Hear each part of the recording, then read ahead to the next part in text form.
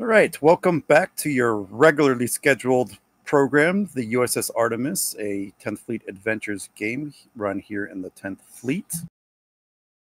I believe we're going to start this episode on the bridge of the USS Artemis. Captain Nolan is tucked safely away in his ready room.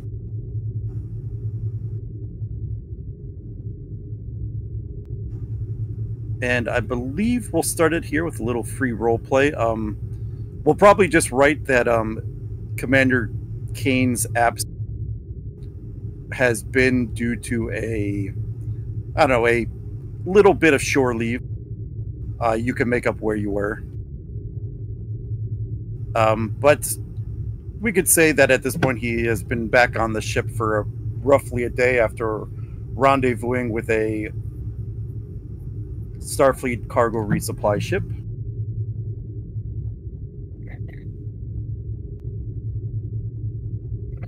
Sorry, guys, I have a mouthful of tortilla chips.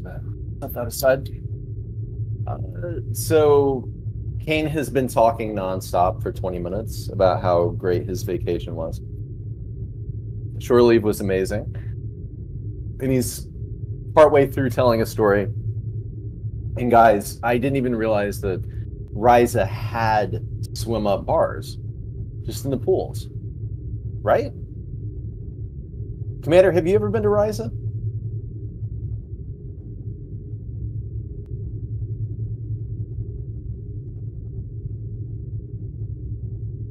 Once or twice. It's been a while though. Oh my god, you need to go back. Oh, such a great time. The food was amazing, and the people. Oh man, I gotta tell you about this one late night beachside, right? Rix, you know where I'm going with this story.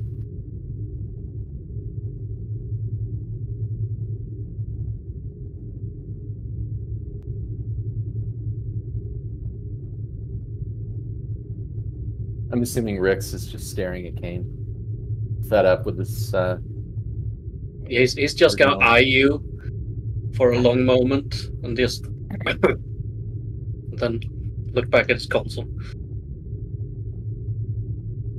Just, oh my god, absolutely amazing, epic time. I'd never been to Ryza. I'd heard so much about it. Everybody's like, oh, Kane, you gotta go. Oh my god, can't believe you haven't been. I was just like, oh my god, guys, it can't be that. It was totally that good. Here, you have to go back. Rix, you and I, next time we can align our shore leaves, we'll go together.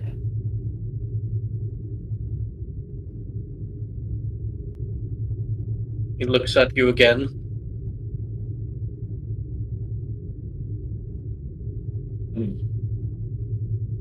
Perhaps.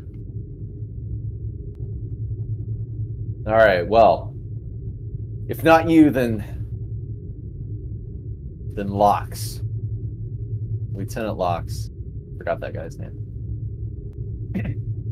We'll set something up. Oh my god. And by the way, Kane still has his puka shell necklace on that he bought at a random gift shop. It's kind of right there.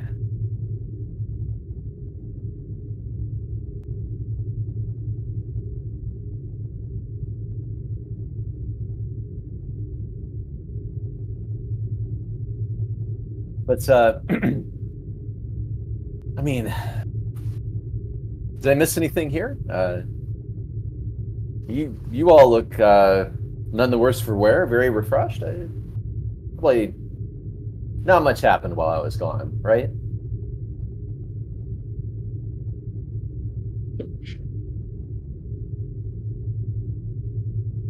Out of game, how many sessions have you been gone again? Just so I can remember.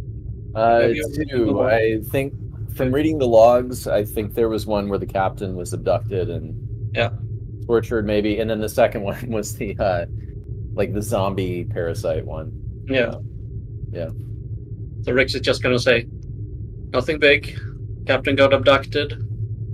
We almost had another civil war. We fought zombies. That's it. Nothing big. Kane will look around to everyone else on the bridge. Commander, was he serious? Yes, he was definitely serious. I'm I almost will tell you serious. this though. the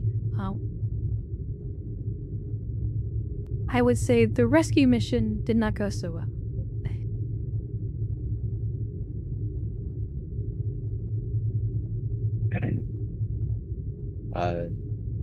Do you mean with the captain or with the zombies? The zombies, I think, would be the appropriate term that they were. Oh, I'm sure that the crew of the Artemis discovered a cure for their zombification. Everybody made it out safely and alive, and everyone's recuperating and recovering. Maybe some continuing trauma, but right? Right.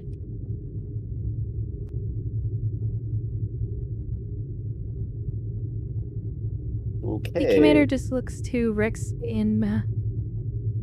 Sorry. Either way, team made it back.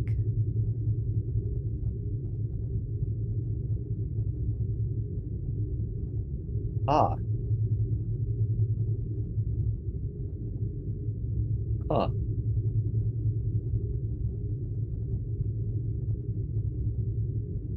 Well, truth be told, there was one dinner that I had on Ryza, wasn't quite cooked properly, I think. You know. As Kane keeps talking about rice, so Rix is just gonna sigh to himself. And I gotta tell you, the next day, I kind of felt like a zombie too. That's all I'm saying. So I know exactly where you guys are coming from. I'm sure.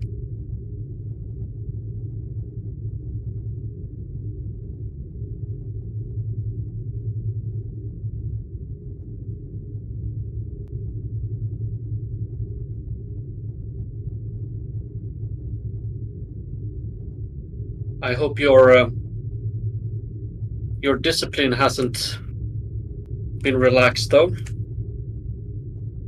Still need disciplined engineering. Oh, never. I'm fully confident that I have prepared my engineering departments to do their jobs in my absence.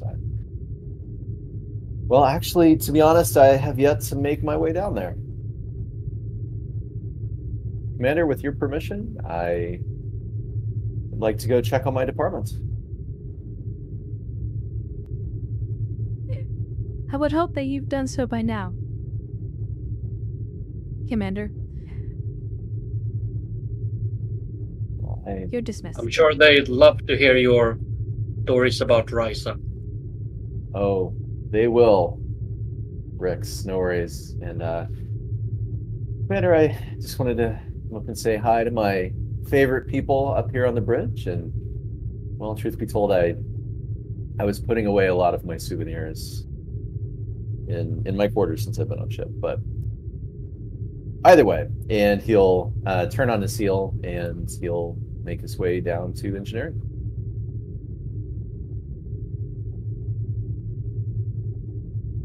Thank you, the creator.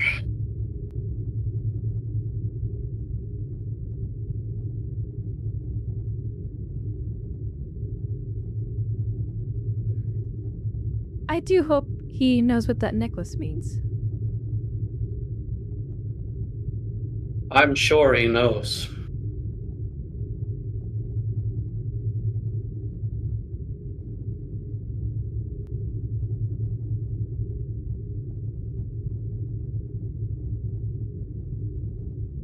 Let's just hope there aren't any Rysian crew members who'll act upon it.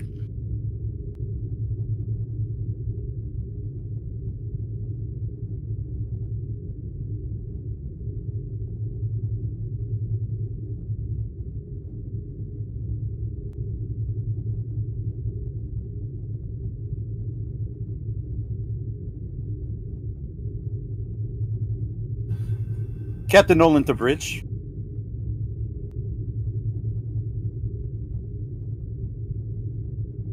Bridge here. Commander, can you meet me in my ready room, please? Understood, sir. Lieutenant Rex, you have the bridge. Yes, ma'am.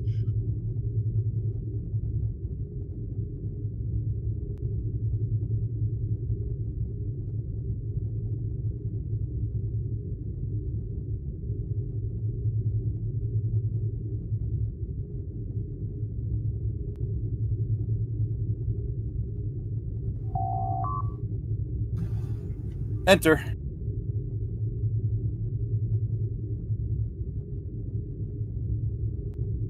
You asked to see me, sir? Yes. Please, have a seat, Commander.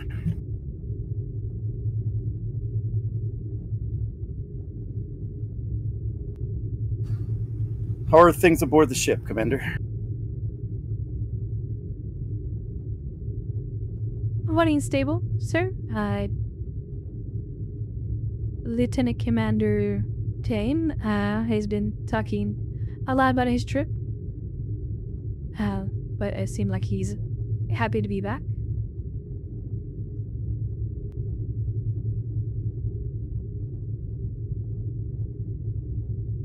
And for the record, I did pass the counselor's test, so I should be fit to continue my post after our last ordeal. Yes, I've read the reports. It's definitely a lot to decompress there.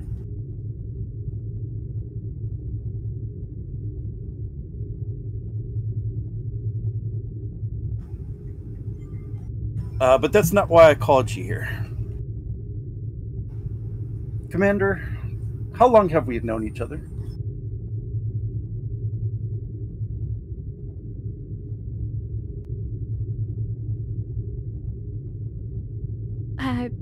Give or take better part of a decade. I mean, you were part of my first posting, so.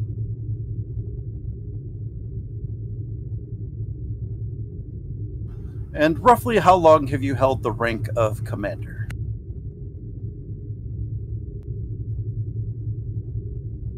Two years.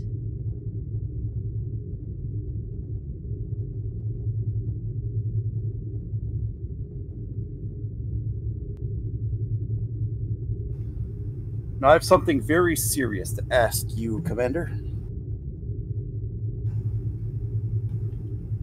If Starfleet Command sought fit to give you a command, do you think you'd be able to handle it?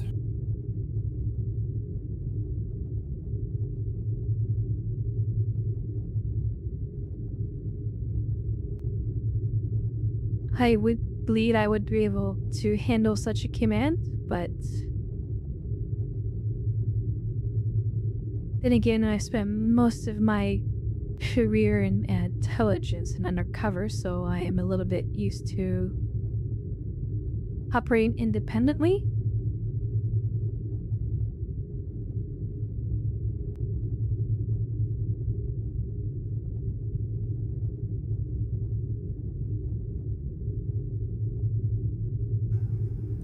Do you think that having a tendency toward being independent would be a hindrance to you in any possible command?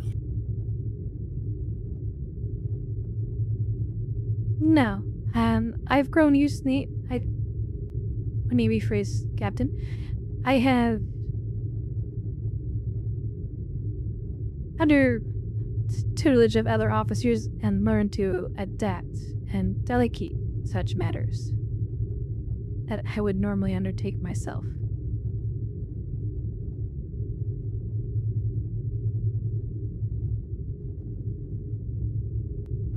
Now, just to be clear, Commander, you don't need to sell me on your abilities. Like you said, we've known each other nearly 20 years. I know exactly the kind of officer you are. You said 20, right? 10, a decade. No. Okay, sorry. I've known you for 10 years now. I know what kind of officer you are.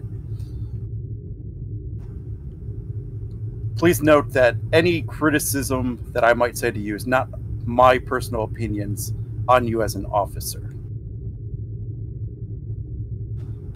It is merely that the Admiralty has brought up some concerns about you. They don't feel that you are quite ready to command a ship. Despite how vigorously I am fighting for you to get such a command, they seem to be blocking me at every turn.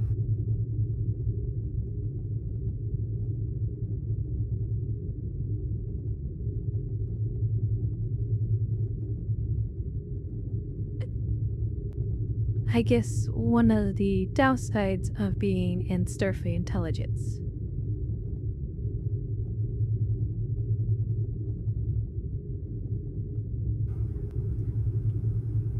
I suppose so. I suppose a lot of people don't trust intelligence officers. They see them as shady or sneaky or always scheming behind someone's back, I guess. I mean, they are close to the truth on that.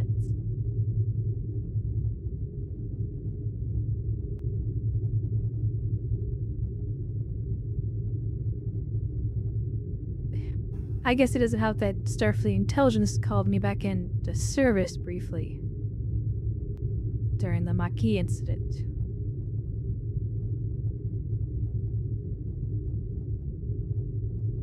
But I felt you handled yourself in that situation quite admirably.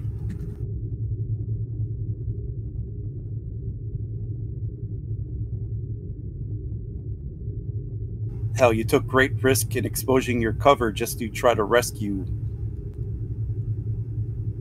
sick and injured kids.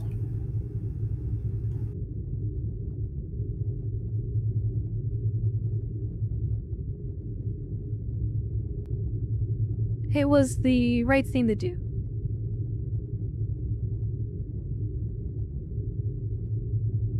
I guess many don't see it that way.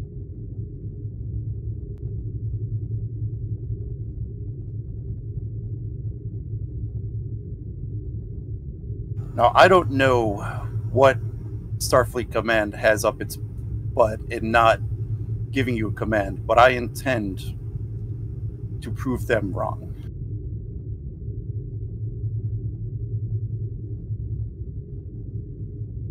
But, that being said, I'm not going to stick my neck out if you don't wish for a command.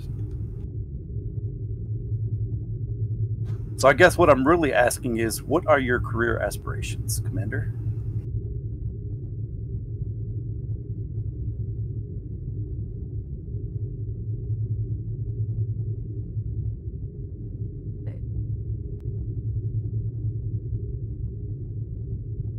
Maybe someday it would be nice to have a command of my own.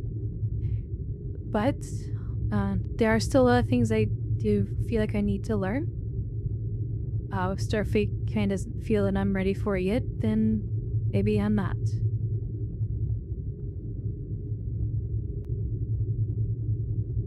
But I do try to endeavor to push myself in that direction.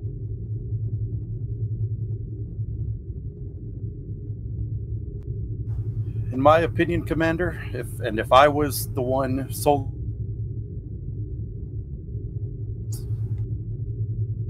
You cut out there. Oh. In my opinion, Commander, if I was in charge of the decision to grant captaincies, you would already be there.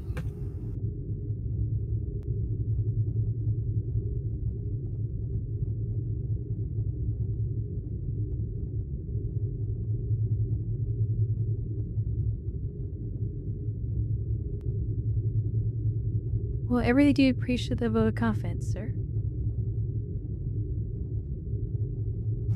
And if this is truly a path you would wish to go down, Commander, I say we start proving them wrong right now.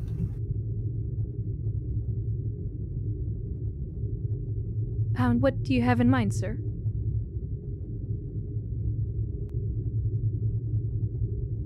just got off the horn with Starfleet, or with the Admiralty's office.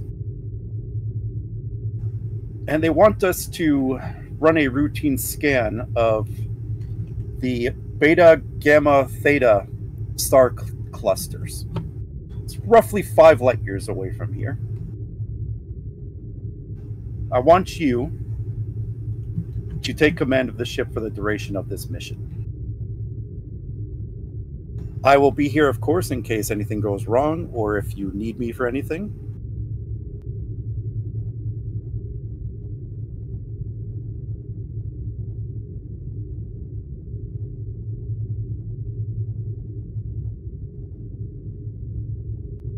Understood, sir. So the orders are a scientific endeavor. That is correct.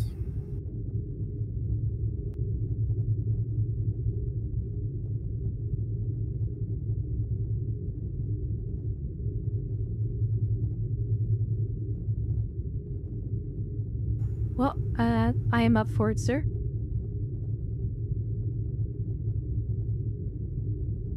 Now, I did notice that you mentioned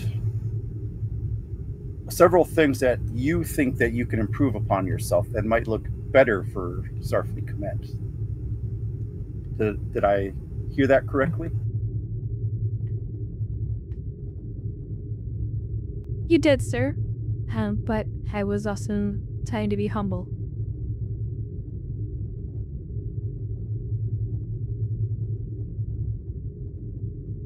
I'm sure there are plenty of things that I have to learn, even the ones I don't realize myself.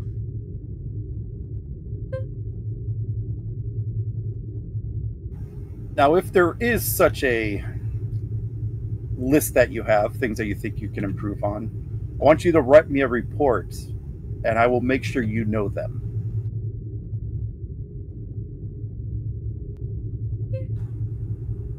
It is my goal to put you on the fast track to captaincy.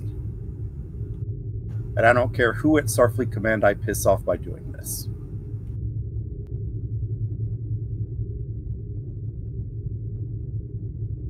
Understood, sir.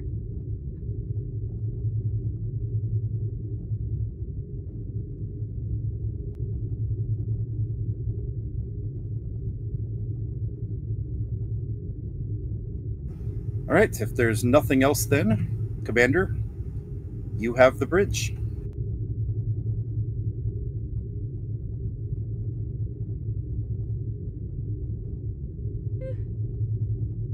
Yes, sir.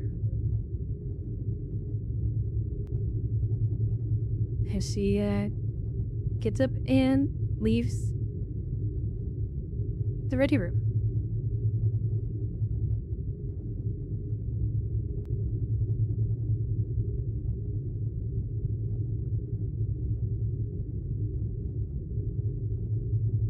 All right, then just for funsies, we'll head down to engineering as Holden heads to retake his chief engineer spot.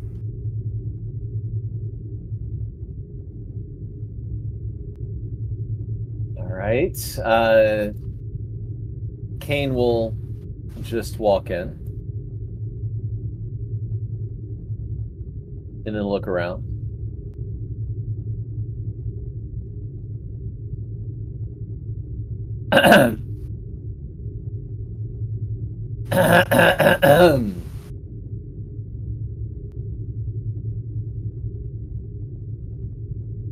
Hey, what's going on, crew?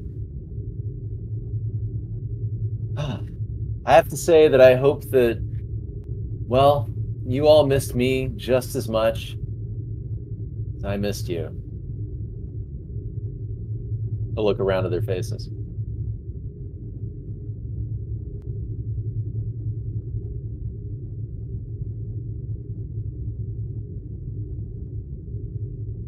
Well, I'm sure you did. I'm sure you missed me just as much.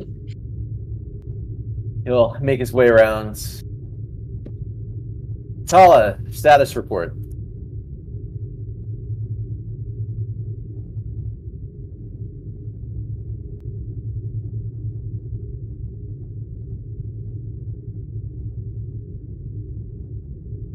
Everything is working in order as you left it, sir. Good. Did you execute the tuning on the warp coils that I asked for before I left?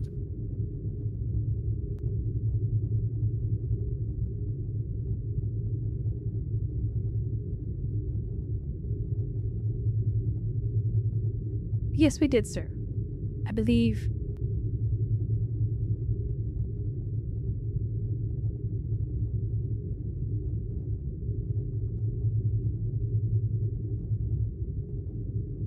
Excellent.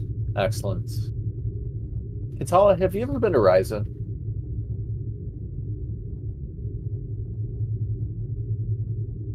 Not my idea of a pleasure planet, sir. Oh my god, you would love it. You have to go. Oh, weather is absolutely perfect. I'm sure you've never had a Mai Tai before. I'm assuming not. If you haven't, you have to get one. It's amazing. They have these swim out bars, actually, in the pools on Ryza. Are you a big swimmer, Katala?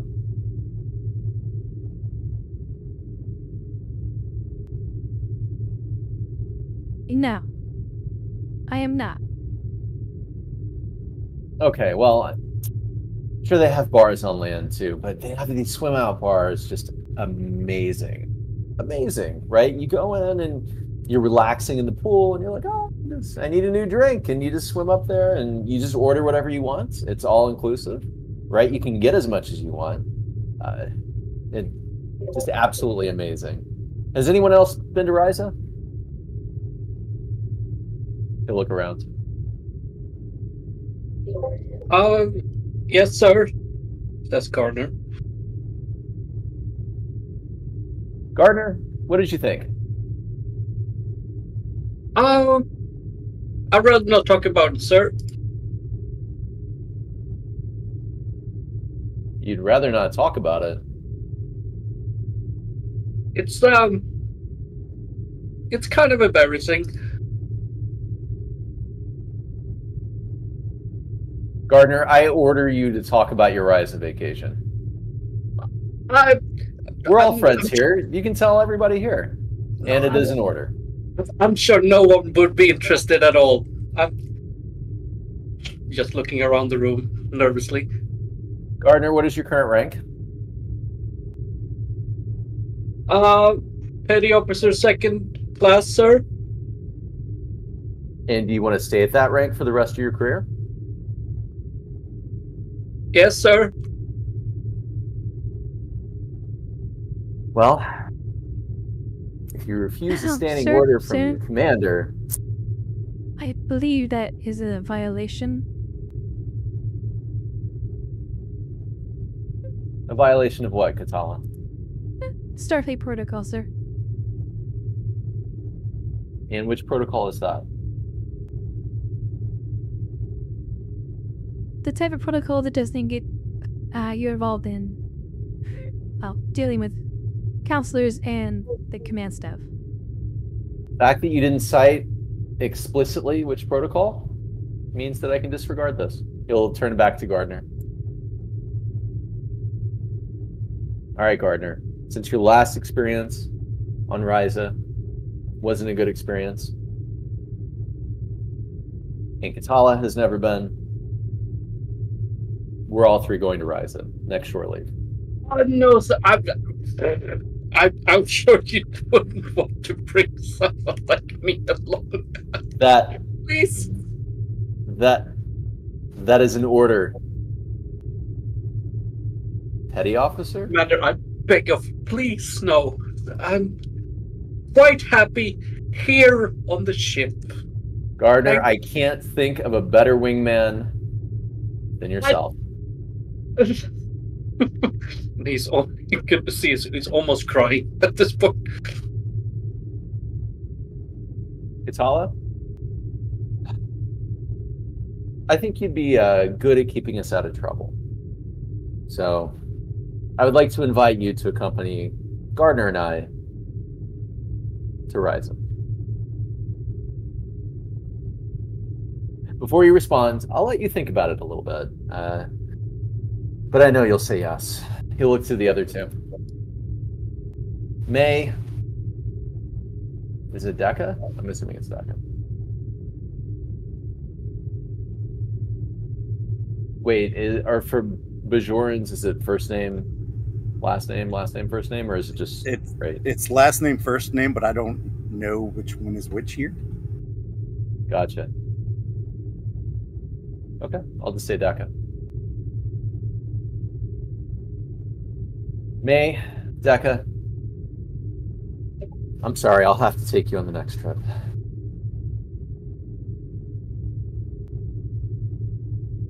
Try not to hate me. We'll make sure to get you there. All right, chop chop. I know you guys had a chance to rest when I was out, but now that I'm back, put our game faces on. Let's make me proud. Oh, and the captain as well. He'll lean over his need to figure out a name for that. The table console. And Master, I think it's the Master Console. Even the Master Console. Master Systems Display, I think that's called. I'll take it. And yeah, he'll get to reorienting himself with the engineering logs, any diagnostics that were done, you know, just kind of getting up to speed.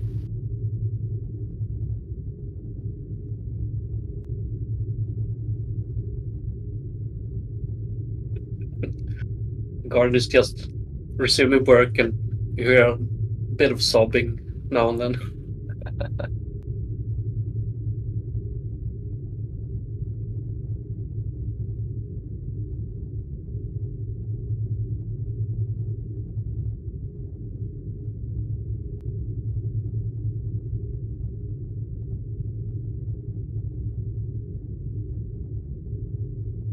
Once the commander comes back, we'll head back up to the bridge.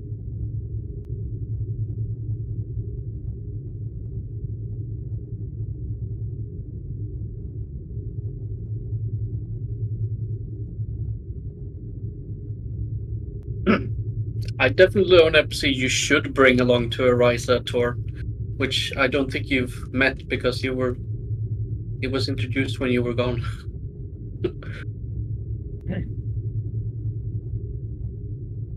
It's an NPC. Yeah, it's I made a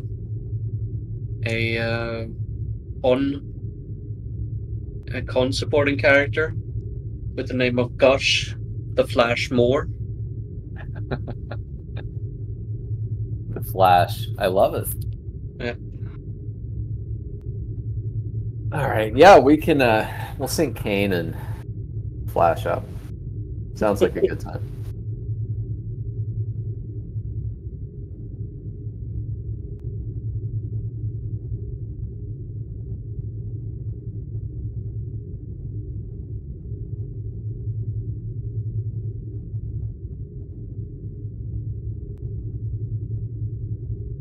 Kane's gonna crack Katala one of these days.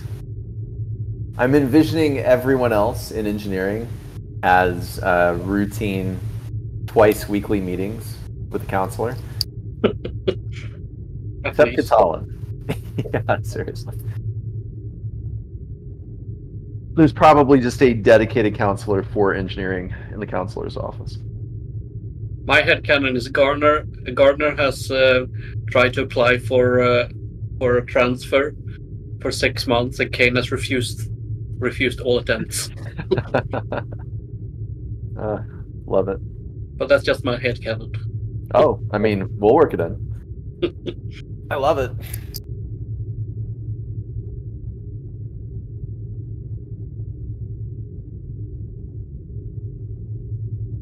I don't know my security personnel. I probably should get to know my security personnel at some point. Yeah, everyone should probably make a security personnel too. Just because I think it's a really good idea just to have, like, everyone has like a favorite supporting character that they can play. You know, like how we're doing in engineering, everyone has somebody they can play, someone they can play. But I don't know if we decided if we're we're if we have our own that we play all the time, or are we just picking from the ones that are there already?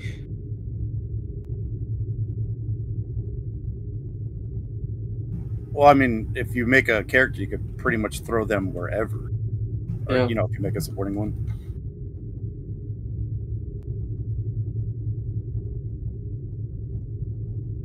I can probably take Gardner from now on, and I can have Gus in Con.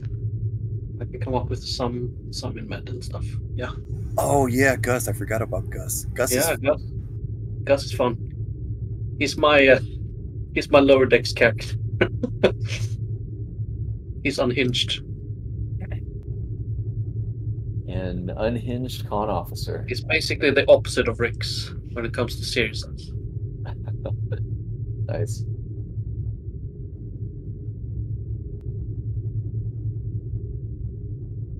I had another lower decks character in another game, which was a security officer who always yelled. He always spoke in caps lock. That's awesome. Yeah, I love the reason as the dump stat on Gus. That's awesome. Daring Yep. fitness. I love it. Yep. I actually caught a few episodes of Lower Decks when I was on the plane. nice. Yeah, I might have to sign up for a Paramount Plus subscription. I hate It is Paramount really because fun they're not airing Lower Decks anywhere in the Nordics. I can't watch it without some other means. It's very annoying. That's weird. sucks. Yeah, it's very weird. Everything else is available somewhere, but not Lower Decks. Well, like, who would have the license in the Nordic states if not for Well, Paramount? it is. They have something called Sky Showtime here, which is, I think, Sky and Paramount and maybe something else that's doing a collaborative thing up here. So it's probably on that. And they have some of the Star Treks there. They don't have all. Netflix still has a bunch of Star Trek in their catalog here. So it's extremely confusing. Yeah, But like Germany, they do have Paramount Plus, but we don't have that here. That was cancelled way back. Yeah, I know Netflix lost their license in America like 5 years ago. Yeah. Mm-hmm. But they still have it here for some of the series, not all. It gets like, it's cool that you know just saying how different countries have different licenses for things, but it's also confusing as shit. It is more confusing as shit than cool. Honestly. Well, like the business thinking side of me thinks that that's cool to see how all those licenses get navigated, but Yeah. on the consumer side, Yeah, it's hell. all right, looks like the commander is back. So we'll head back up to the bridge. The commander just getting out of the ready room.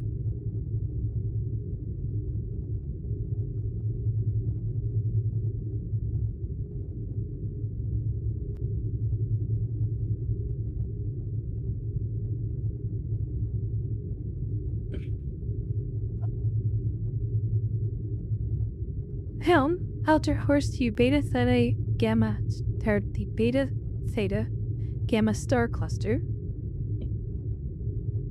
Stand your cruising speed.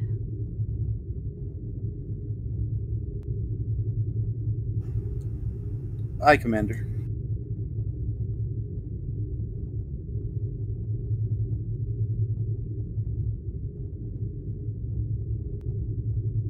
Lieutenant, can you notify all department heads for a staff meeting within 1 hour?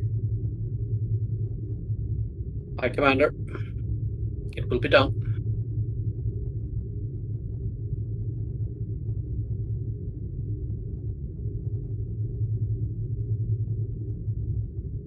Helm, what would be your ETA to the cluster?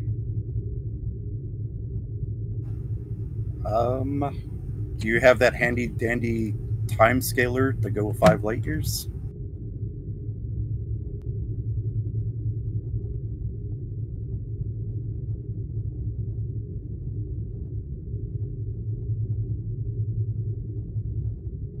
I know you found one in the past. I just don't remember what it was.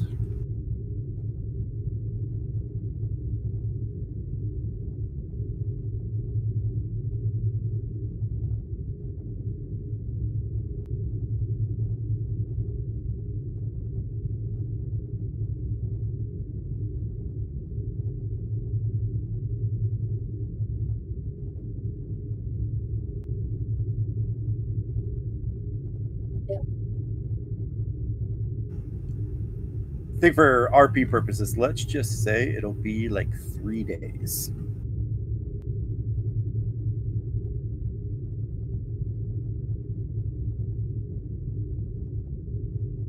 Unless your nifty tool says otherwise. But should arrive there about 3 days, Commander. 2 days, Commander.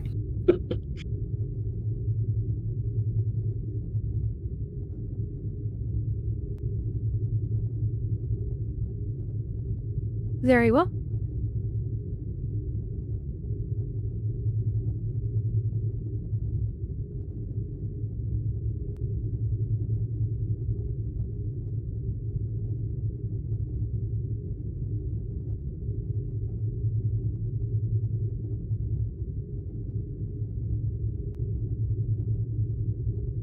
Rix will do as the commander asked and ask all senior staff to a staff meeting in 1 hour.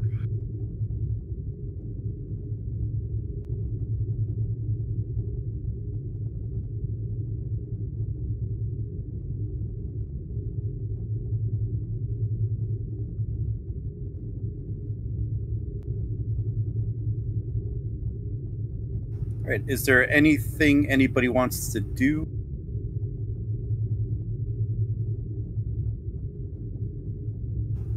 Prior to that? I'm good.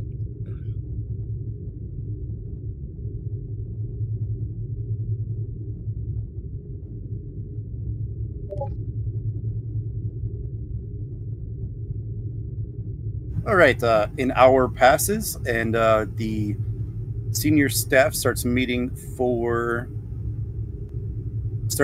in the conference room per the commander's orders. Is there anybody else you want in here? There you go.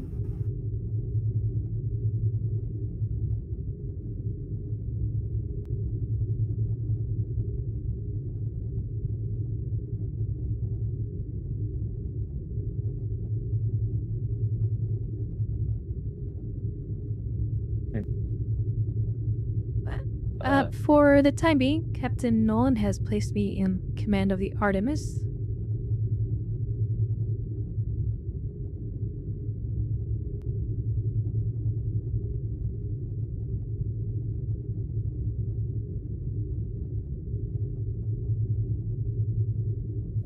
Kane will just say, congratulations, Commander.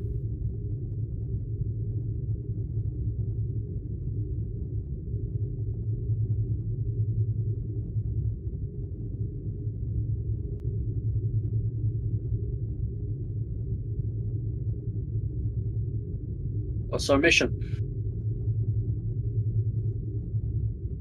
Our mission is currently to study the Beta Theta Gamma star cluster. Currently it is currently an unexplored star cluster. We are to follow standard protocols for this mission in terms for dealing with the unknown.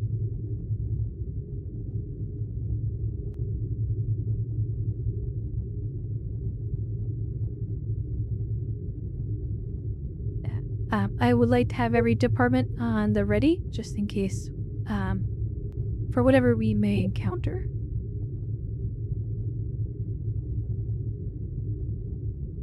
Understood, ma'am. We'll be ready. You got it, Commander?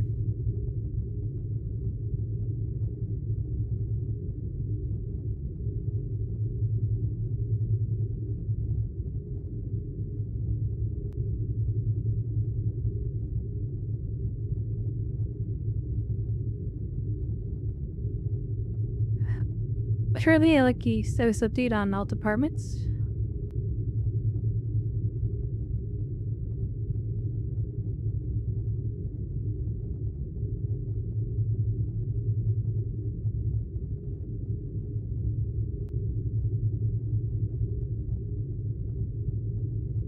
Sorry, Commander. I didn't quite catch what you said. I would like a status update on all departments currently.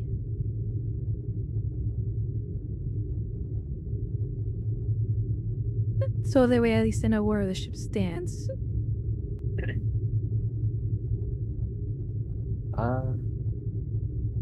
Sir,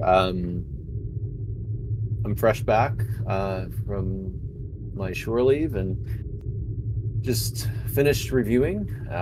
Everything seems to be in tip-top shape as far as the engineering department goes. Additionally, maintenance has been taken care of in my absence aboard the ship. Seems to be no mechanical issues to report, sir.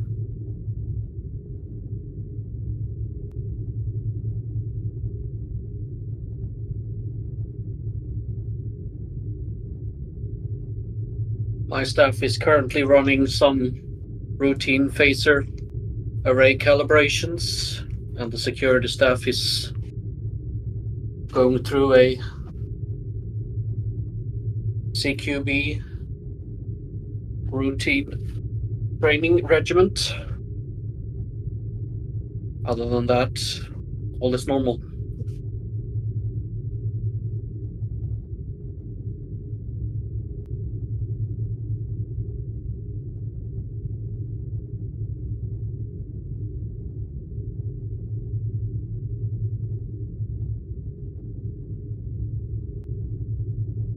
Understood.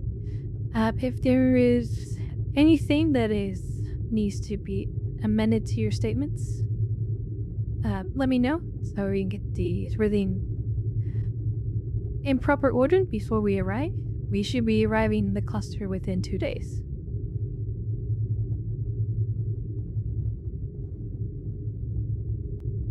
Understood, ma'am. Yes, ma'am.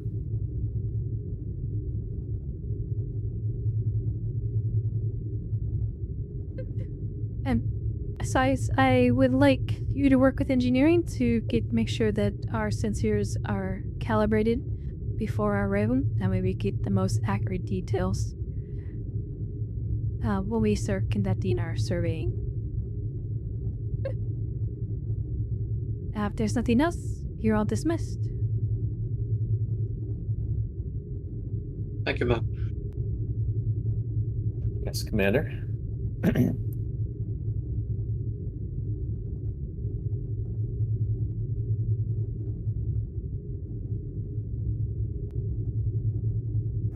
All right. Is there anyone would like to do before we speed up plot this? Any scenes people want to do for roleplay purposes? Anything else? Kane would actually like to conduct routine diagnostics on the ship. That way he didn't lie to the commander. He's just conducting the steps out of order.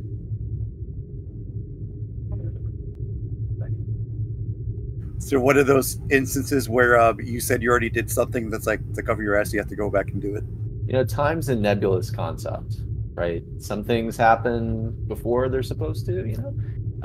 But yeah, he would like to just do standard diagnostics on the ship.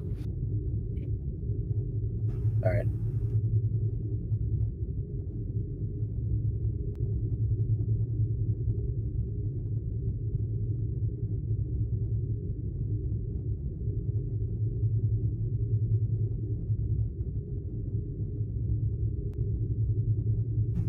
Anybody else?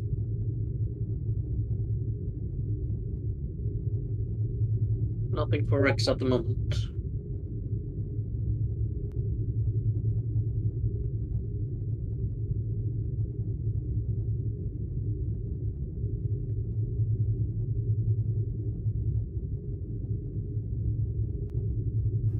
right, so we'll head to the bridge. We'll speed up time by about a day and a quarter.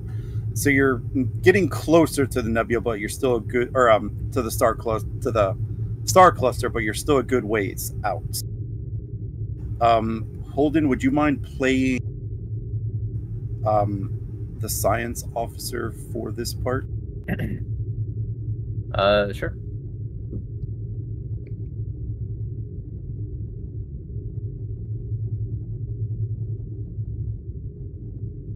Just so I can have somebody to send stuff to and can roleplay the sciencey stuff.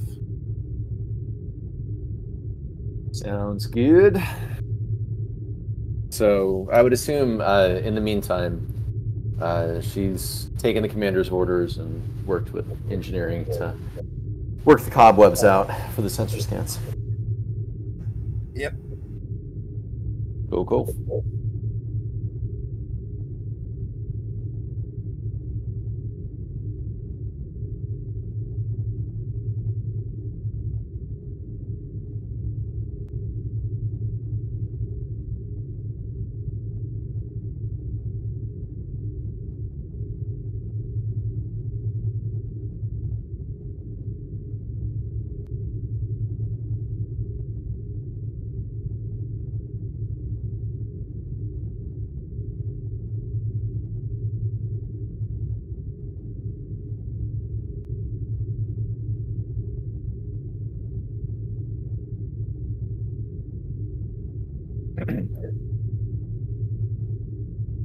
GM, is it associated with like anything, like a star or some sort of previously known object? That would you probably have to get a roll for. Gotcha. All right. Well, I mean, in that case, she'll make the commander aware first. Commander, I'm detecting an energy reading. Approximately 0.6 light years starboard. I can't determine it. I don't know exactly what I'm looking at.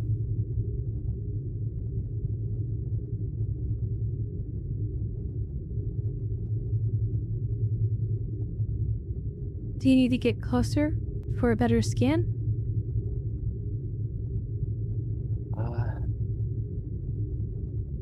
It wouldn't hurt, Commander, if we could.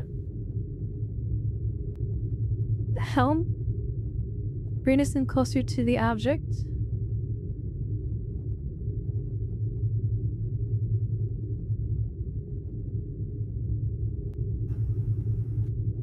Hi, Commander.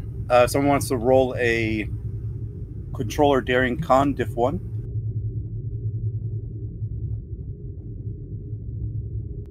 Actually, this will be a diff 0 comp 2.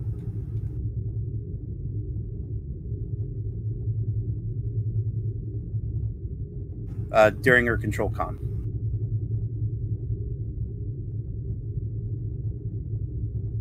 Do we want Gus to be the con man, and I can play him?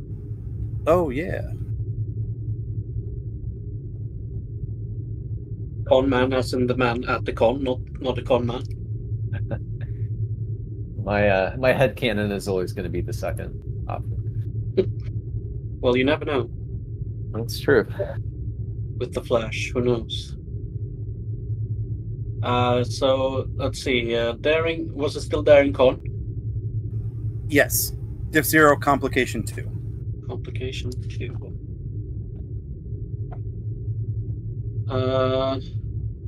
Focus in impulse engines.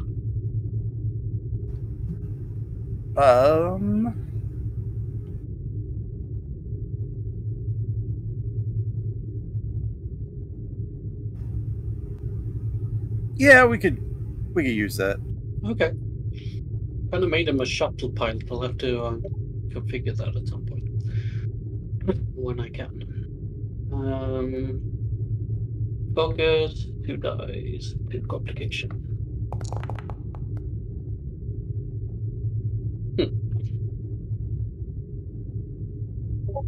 One of them.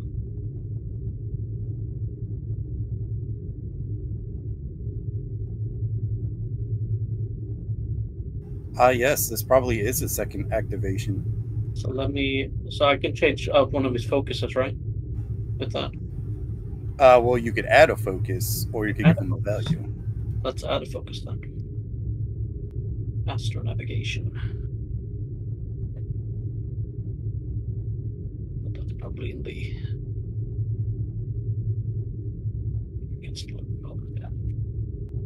Okay.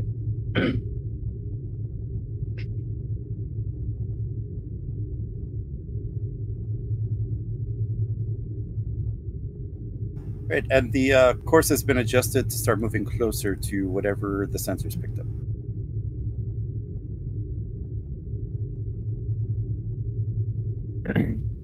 So, Very would like to conduct a more thorough sensor scan. All right, this is going to be a difficulty 1 reason or control science. Alrighty.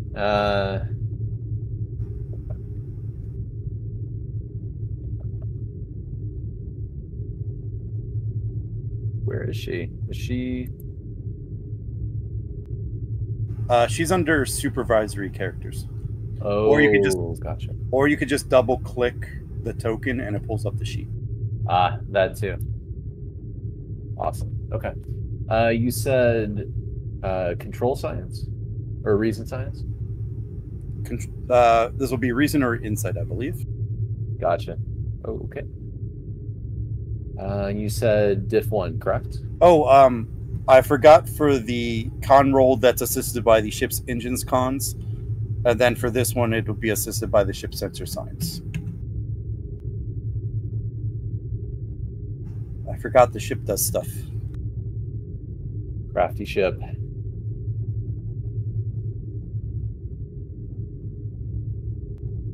Okay, so reason science, diff 1, sensor operations for a focus. Yep. And does she have bold or? Yeah, she does have bold. So take threat.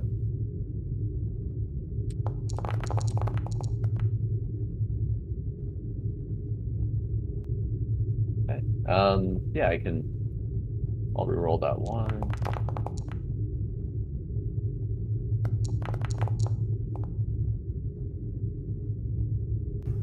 Holy successes, Batman.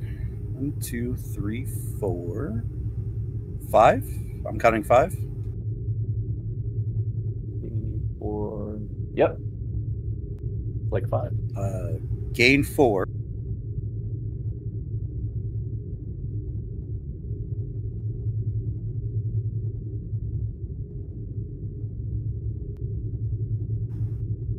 All right, I'm going to send you this.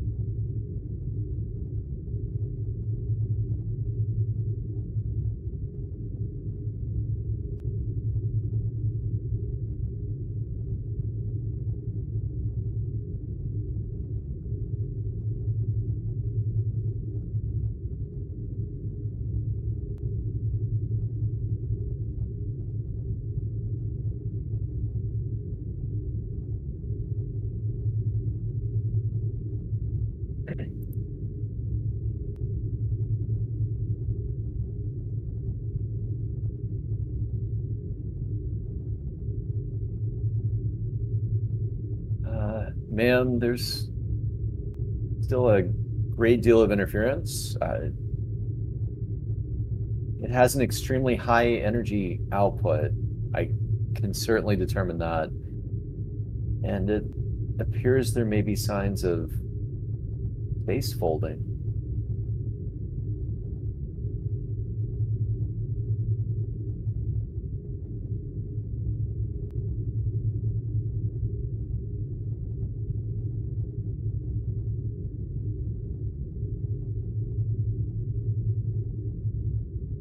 Could it be a ship? GM, do I know if it's associated with a physical object, or do we still not know? feel free to role play that.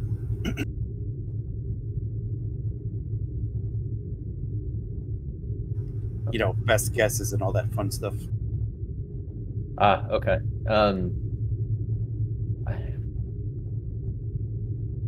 Ma'am, I can't determine that with the level of interference that I'm seeing. I do have to say that I can't imagine that it wouldn't be a physical object. It could be a ship. Space folding from a physical object this size would have to be extremely high energy. But I don't have very much experience with this. It could be, ma'am.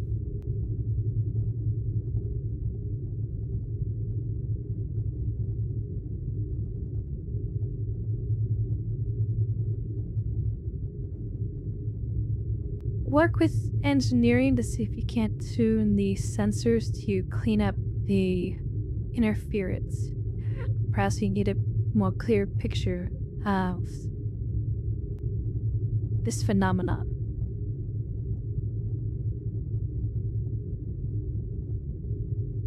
Yes, ma'am. I'll make my way down to engineering.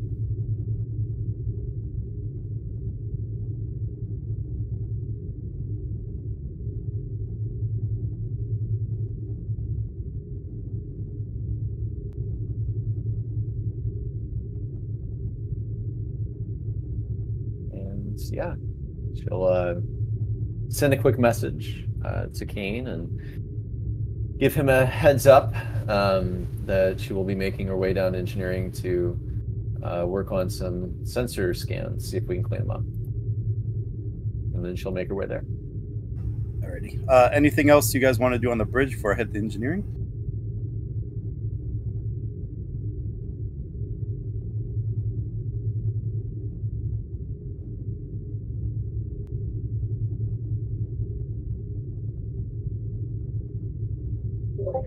I'm good.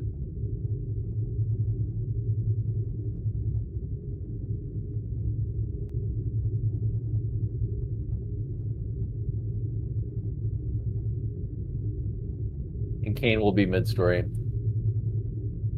And so I told her, I don't even know how to play water polo. But, you know, being a Vulcan, she's like, oh, I will teach you. And various, you know, serious.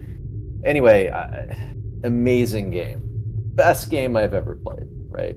Normally, as you know, I'm fantastic at really any sporting events. But I have to say, I think in another life, maybe it would have been water polo rather than engineering.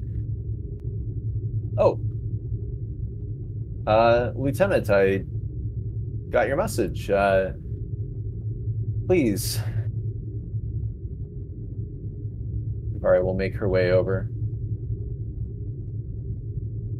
Kane will just say, Vari, have you seen my shell necklace? Actually, have you? Vari will just, Kier, if you would like to take her over, please feel free to.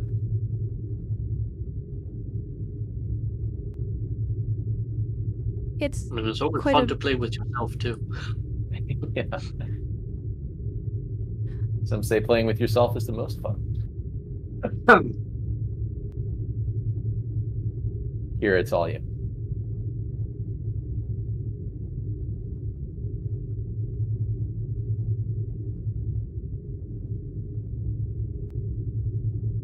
Well, what can I do for you, Vari? Well, that is quite an interesting necklace, Commander. However, we're getting some interference from these sensors with this phenomenon we're dealing with.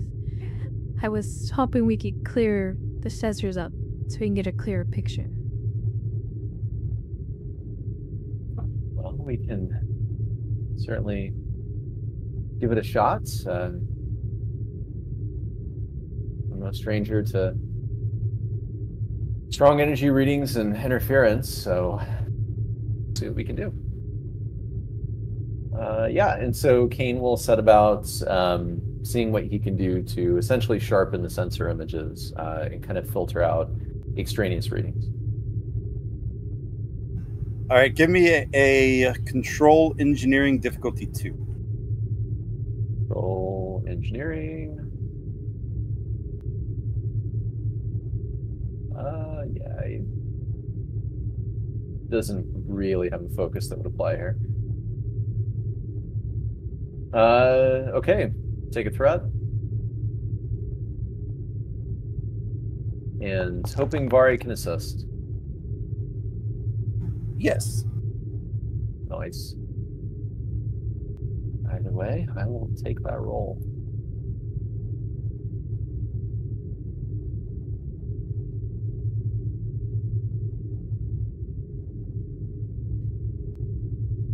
Sensor operations for focus?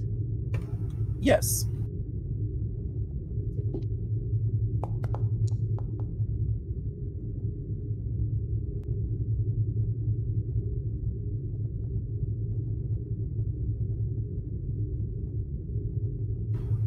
Gain 2. And you make the adjustments to sensors.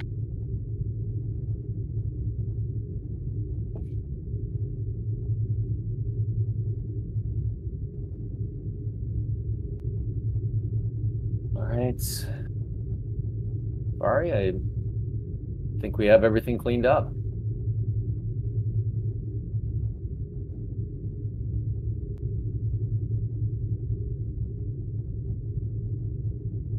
So Kane will take a look at it himself. Can we determine if it's a physical object? Give me reason engineering, diff 3 comp 2.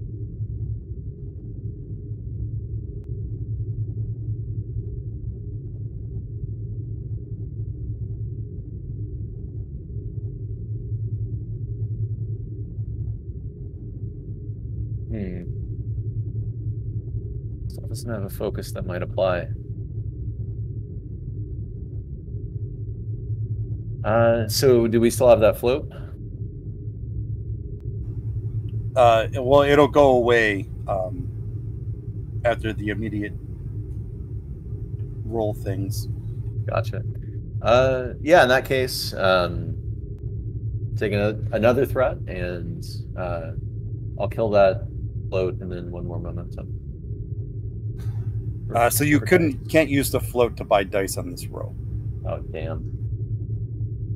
Okay, so it's only questions and things. Okay, yeah, I'll burn 2 momentum, and then 1 threat.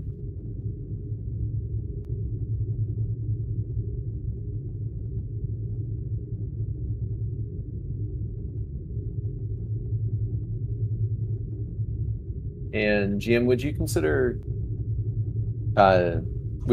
this inquiry part of like the same series of like cleaning up the sensor readings and things like that, or no? No. Okay.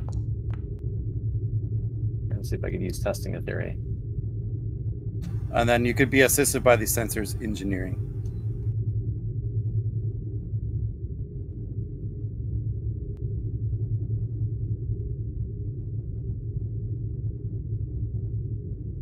Okay. Let me pull up the ship. Oh, never mind. Thank you.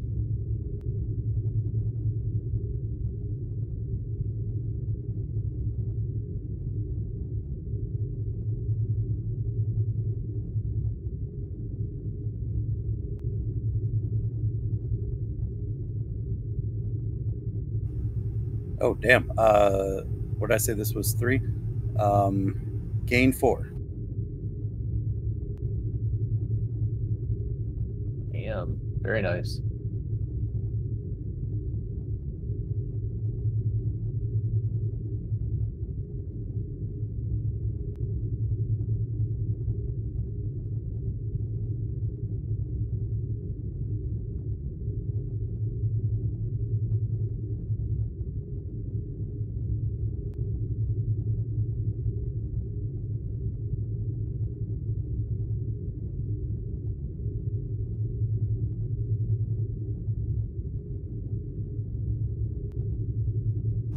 I'll give this the Vari 2.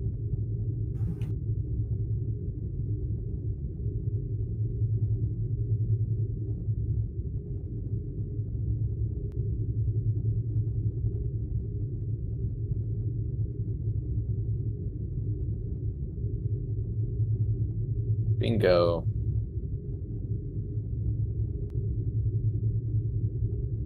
All right, GM, I'm assuming I know the answer to this, but I'll ask it anyway. Can we identify like the origin of the ship, or anything about the ship, right? So,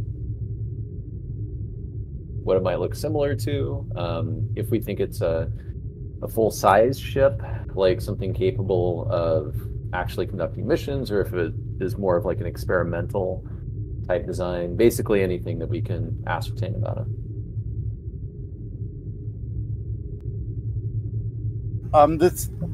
So I will take the question. Yes, this is a ship that's on the larger size, maybe on par with in size and scale of your ship.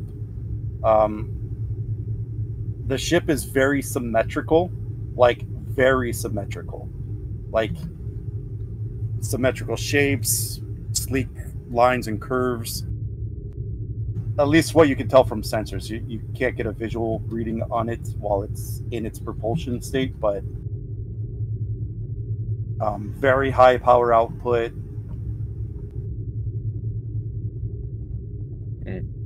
Just from you can tell on sensors, very advanced technology. Cool. And it doesn't look like anything that we're familiar with at this point. Definitely not. This is the first time it's been something like this has been seen. Okay. And just by chance, is it located near anything else, like a star or planet or? No, it's in open space. Okay.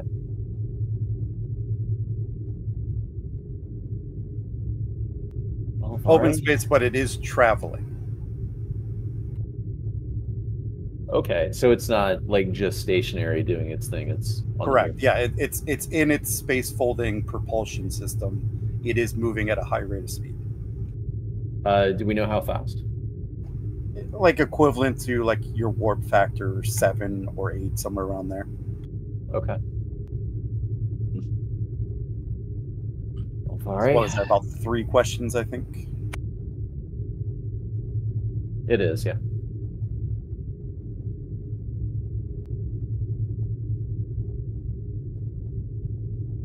Well, I think we have our suspect. Have you seen anything like this before?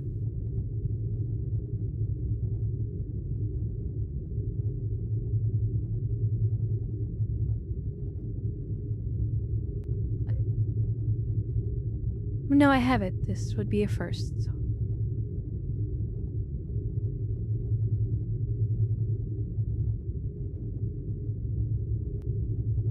Right. Well, I mean, is there anything else that I can help you with, or is an unknown ship using unknown technology moving at a high rate of speed enough to report back to the commander?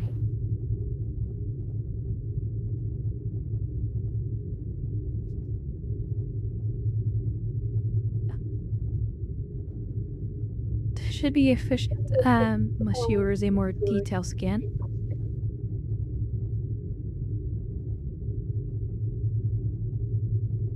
I mean, truth be told, we can potentially conduct much more detailed scans, get a closer look visually, but given that we don't know what we're dealing with, it may be worthwhile to raise it to the commander and see what she wants to do. I'll send what we've found up to your console on the bridge, and I'll let you do the honors.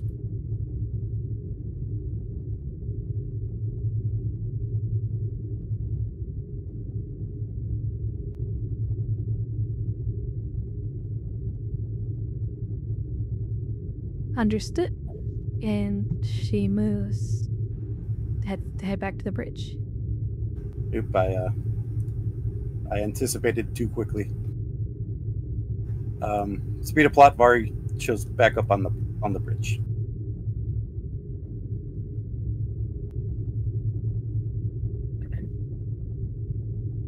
I'll take Vari back. She'll move to her oh shit. I have a bunch of people selected. So I will select Vari and take her. Commander, Commander Kane and I were able to clean up the signal. She'll bring up various schematics on the main view screen. We can determine it's moving at a high rate of speed, approximately warp 7 or 8. Unknown ship, unknown technology, but it does look like space folding travel technology. Ship is highly, highly symmetrical, highly advanced, like nothing we've ever seen before.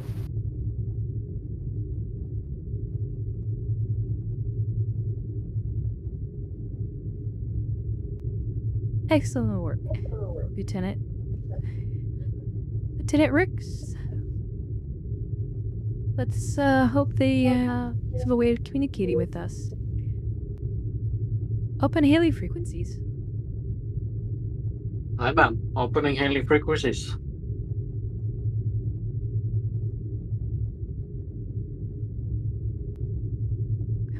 Channels Unknown open. vessel? Unknown vessel. This is the starship Artemis. This is Commander Kier, the United Federation of Planets. We greet you,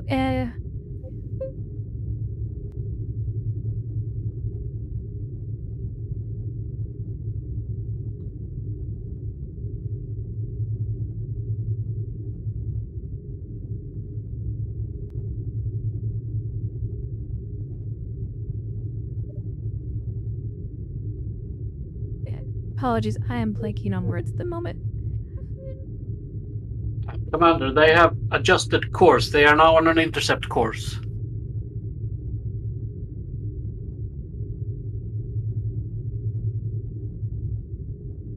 We mean you no harm. We are simple explorers and are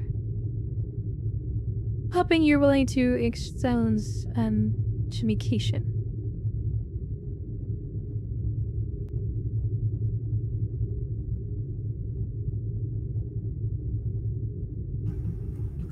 As the ship starts getting closer, on the bridge, they seem to try to respond, but all you get is a very loud and high-pitched squeal in your comm systems. It's loud enough that it basically hurts everybody on the bridge's ears with a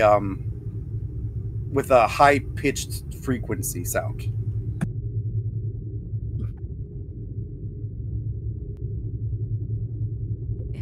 Besides, can you clean that up? Maybe get the universal translator on that?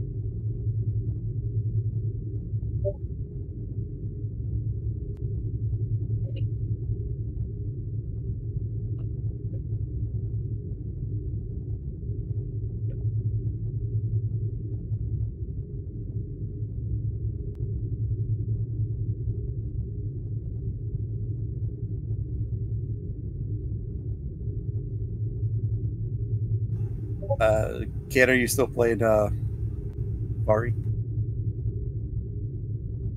Yeah. Yeah, she can. Sorry, I was momentarily distracted. I'm assuming we'll want to clean that up a little bit, and then, yeah, she'll get to work on seeing if she can translate it. Commander, recommend going to yellow alert. This is clearly a hostile act.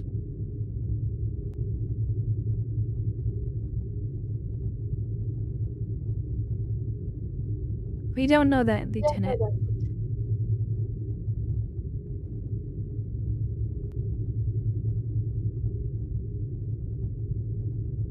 Vari, we'll do a quick scan. GM, are they raising shields or powering weapons? You are not able to determine that while they are in their fold. Gotcha. But I believe the order was to try to adjust the universal translator. Yeah, she's gonna see what she can do to also clean this signal up. All right, give me a. This will probably be a. Let's go reason or insight with engineering difficulty 2.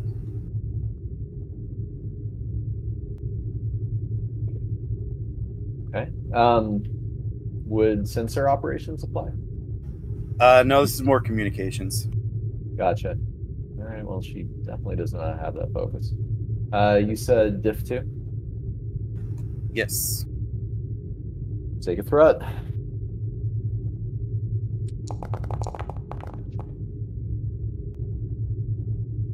Yep, I'm gonna re-roll that one. Shit. Would you allow succeed at cost? I will. Thank you. All right, so just to kind of give you a little background on what's going on here. Although what I might be putting is simple, it's actually very, very complex. But it's hard to show complexity when it's kind of halfway puzzle that you guys are trying to solve. But just know that this is like very, very complex.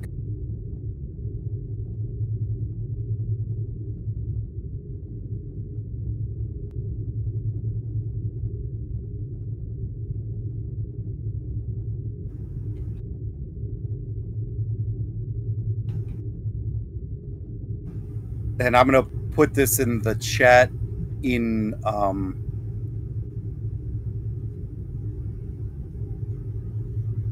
Forge. That's what is sent to you.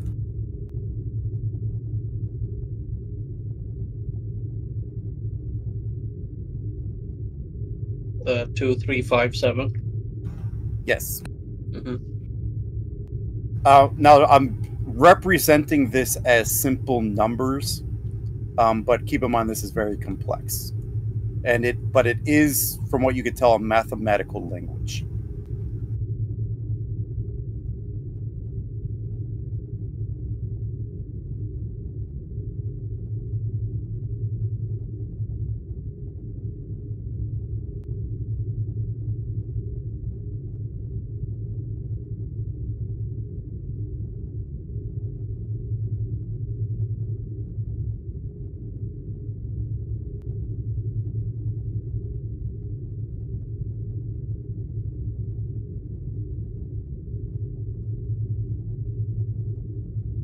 All right, we'll just say out loud.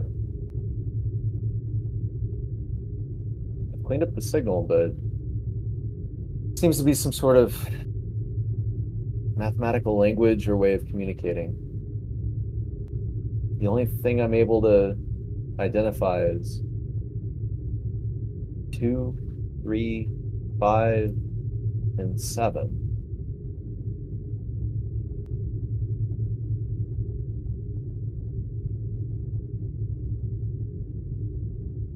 Well, that's not much to go on, is it? GM, is this on a loop or was it just communicated once? So far, just once. But this will be part of the complication. We'll stop talking then. Okay.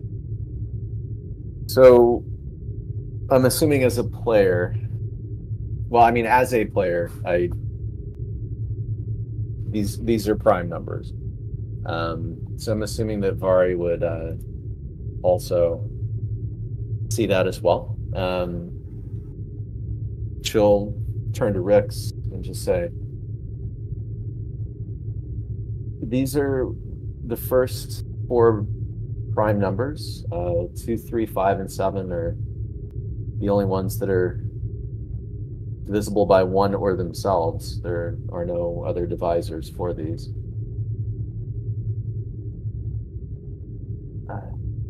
Without the commander here, I guess it's kind of hard, but she would wonder aloud, should we transmit the next prime or the next series of prime numbers, maybe?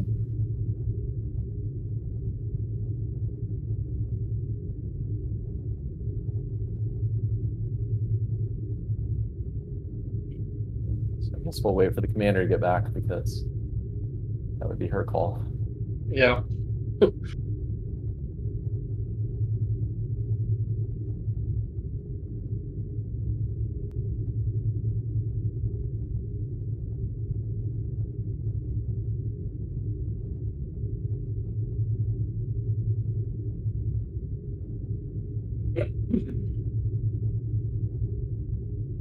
Stomach issues are never fun. No, not at all.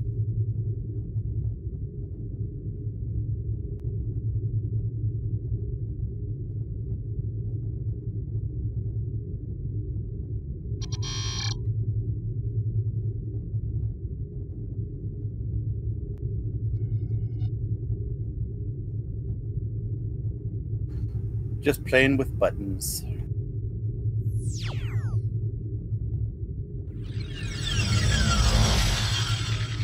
Lieutenant, go ahead and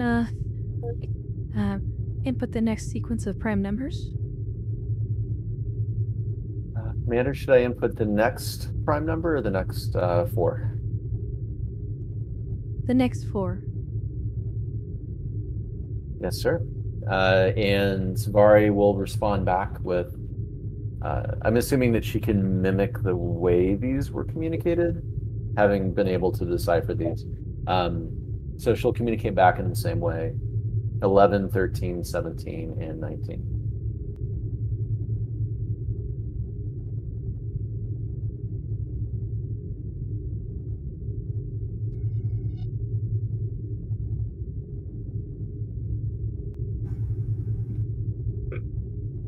Alright, hold on.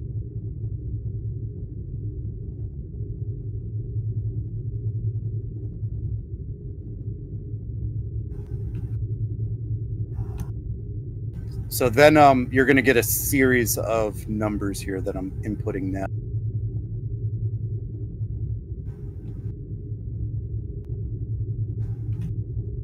Right, they acknowledge, like, you get a beep on your console, and then you get a 1, then a 2357, and then a 1.618.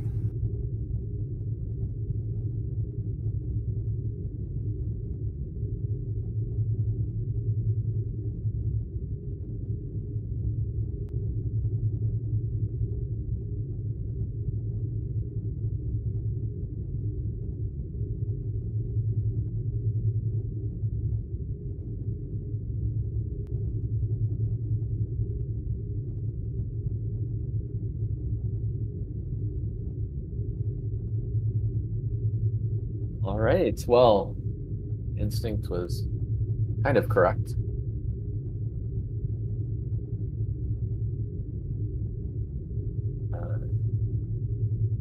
Commander, we received the numeral 1, which may be some sort of an acknowledgement to what we sent. The same 4 primes that we originally received. And then a decimal, which appears to be the golden ratio. It's phi. It was used in, well, it's used for a lot of mathematical operations, but I believe this is a golden ratio, man.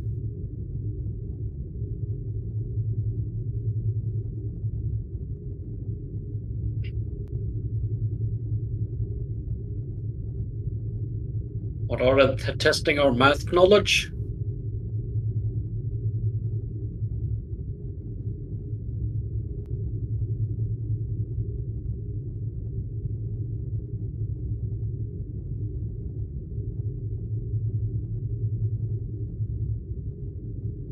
Perhaps reply with the golden ratio formula used to calculate it.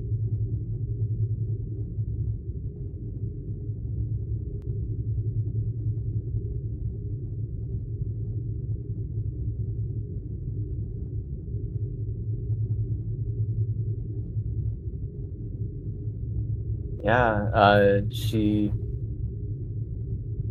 might be a tough one. This could go in any direction. Yeah, she'll do what the commander says.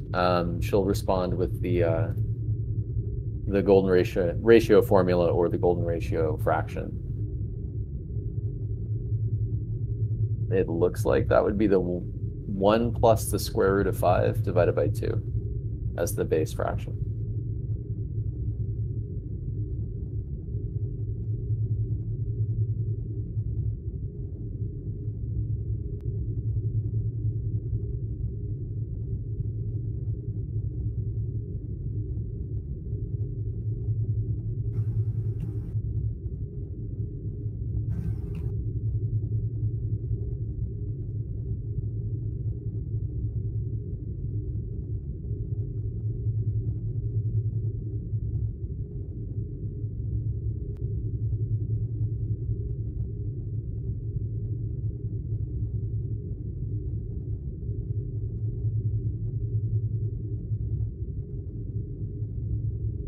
And that's what they sent you back. And then I'm going to send something to Ray.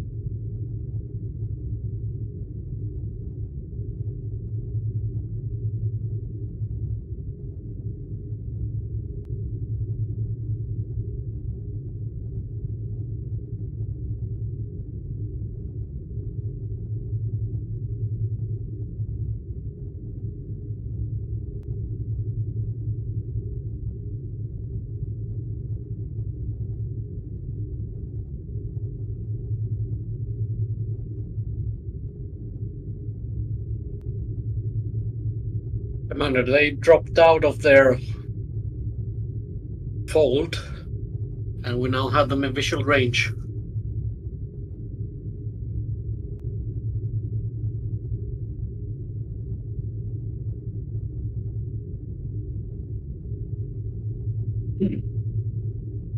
Looks like we piqued their interest.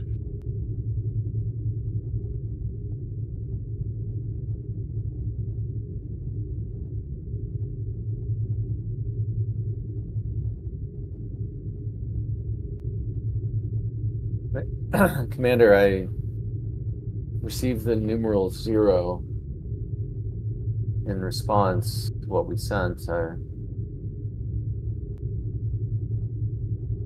To venture a guess, they may be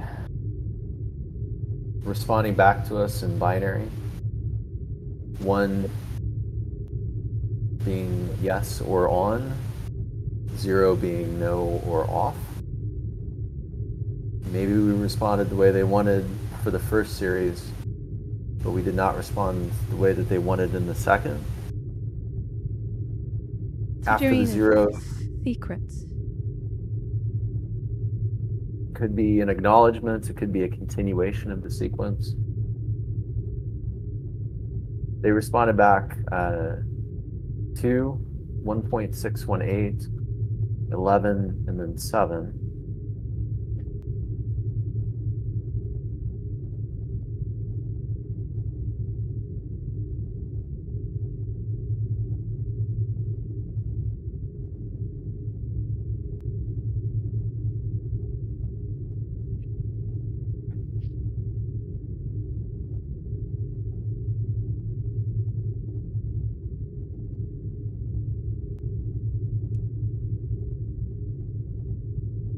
Seems they've responded back with further primes,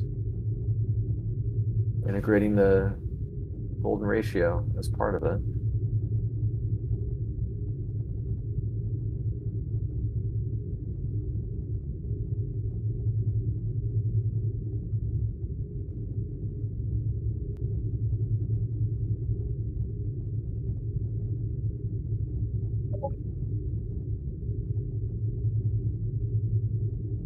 I thought that. Yeah, Fibonacci's related. It's 1, 2, 3, 5, 8, 13, 21.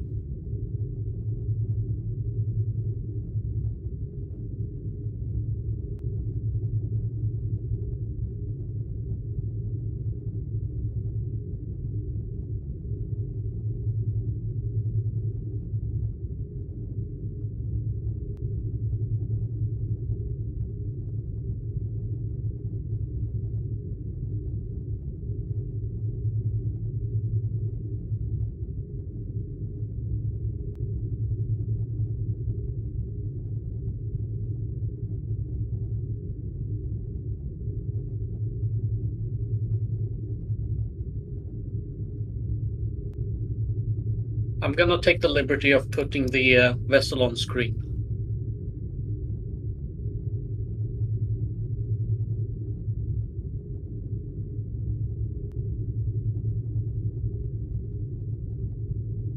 Damn.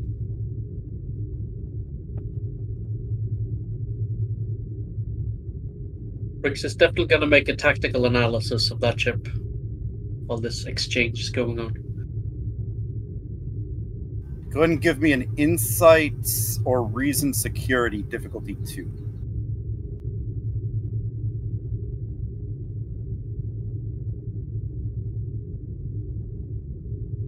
I'll give you a threat for bold.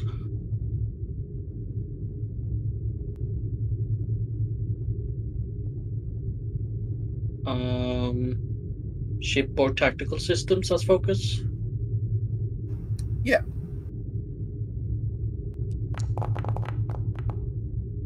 Hmm. 4. Gain 2. 1 float.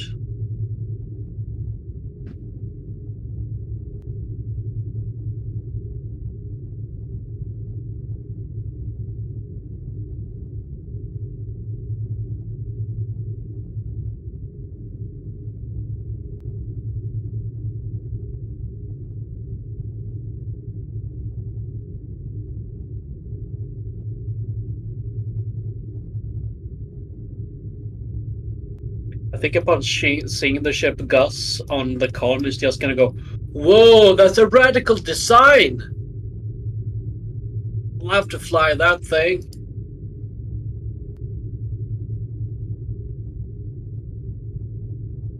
That it is, Gus. That it is.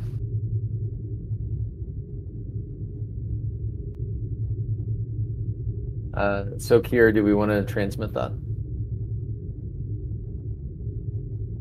It's all for the Fibonacci sequence. Based on the prime numbers given.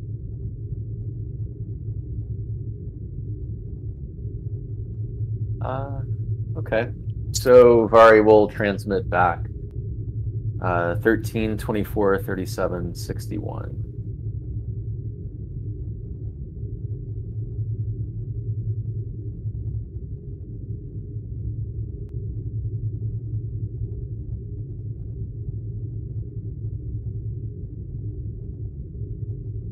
One second, I'm sending the info to Rick.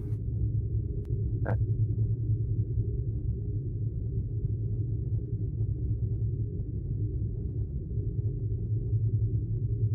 All right, and you sent them.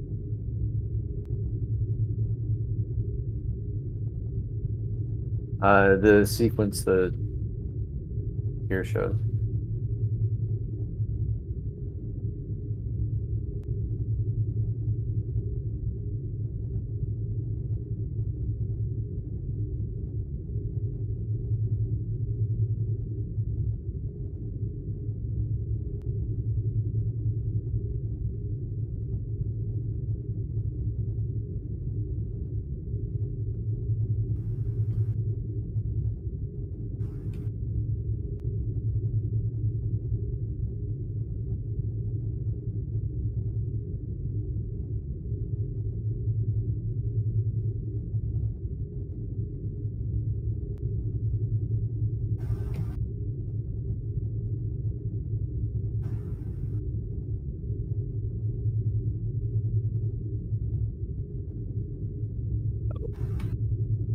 I know this one.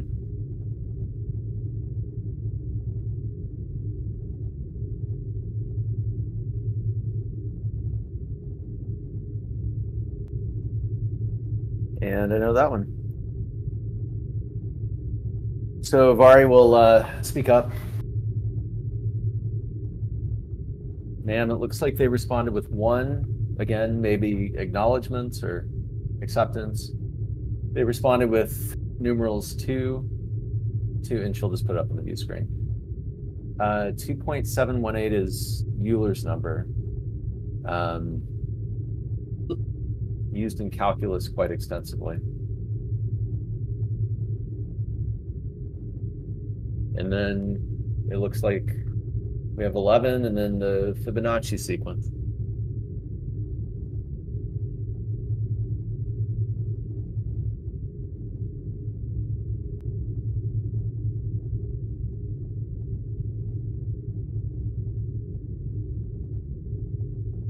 Solve as a coordinate, Lieutenant.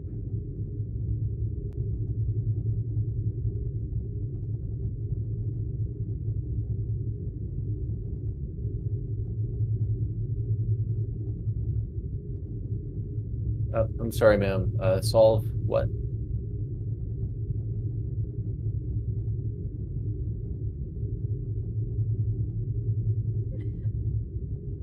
Please input the appropriate sequence as the way they do tests the acknowledgement of mathematical concepts.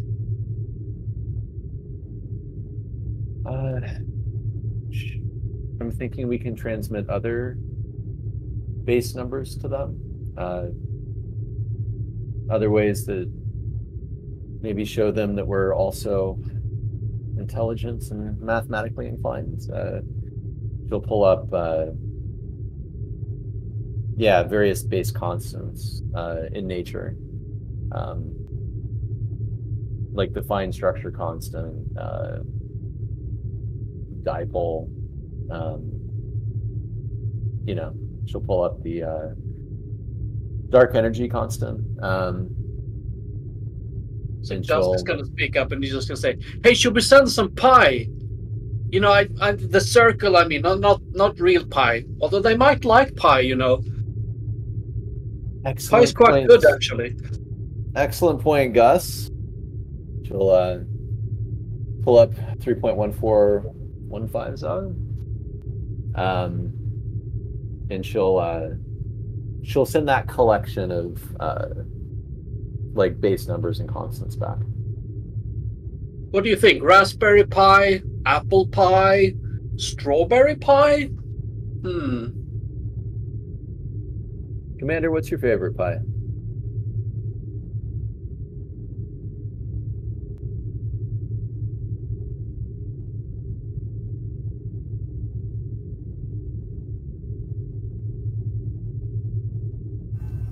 Kane, you got my message, right?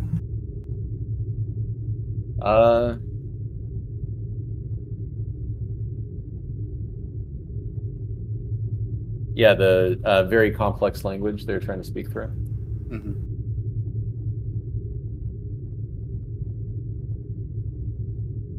Okay. So yeah, she'll transmit that kind of collection of like base numbers back to them under the idea that she's acknowledging what they're trying to do, or at least what they're sending, and then she's responding in kind, kind of like she doesn't know how to speak the language, right? But she's acknowledging that they're trying to communicate by mimicking the sounds that they're sending. And then before she can even really receive the acknowledgement back from them, she'll turn to the commander and just say, "Commander, I don't know if we'll be able to successfully communicate with them this way.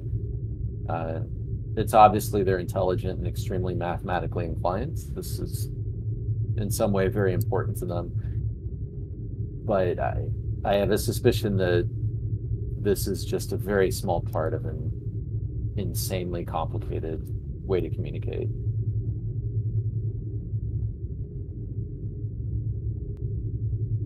I have a feeling that we're just babbling to them back like children. We're making similar sounds, but we're not making any sense. Rix is going to speak up.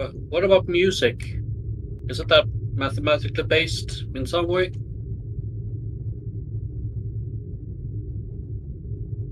Could they respond to that?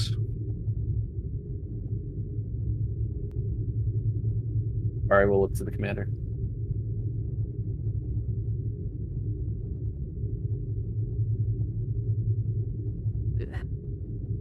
What about using the ship's lights?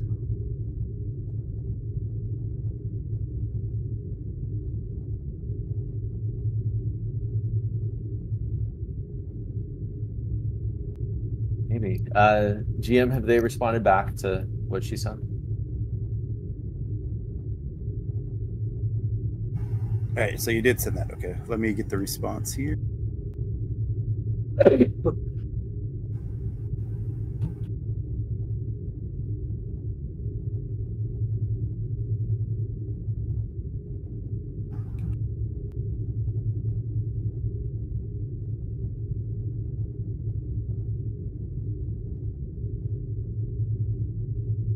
Well, they responded back with a 0. And pi. And then 999. Just gonna say, what, they don't like pie?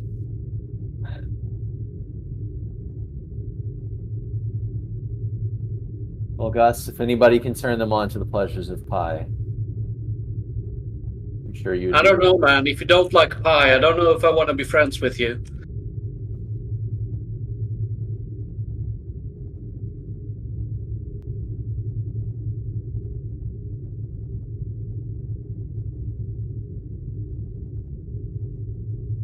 I believe that's because this repeats indefinite pattern. They're trying to find a pattern. Or to find a pattern in ways that form us for communications.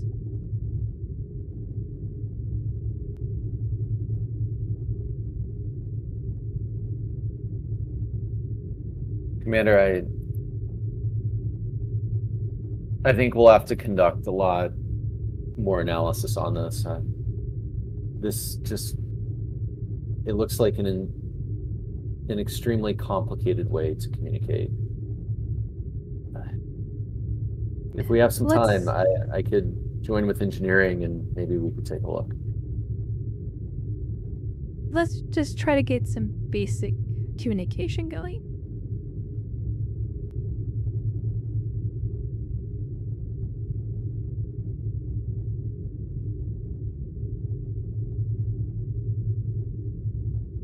Okay. So, yeah, I mean, Vari recognizes pi. She doesn't recognize 999.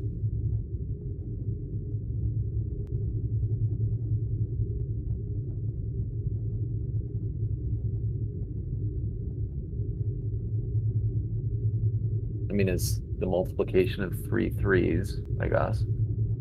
But she's gonna probably take a hacky way through this, and then see if the ship's computer can decipher any patterns at all in this series of numbers they've sent.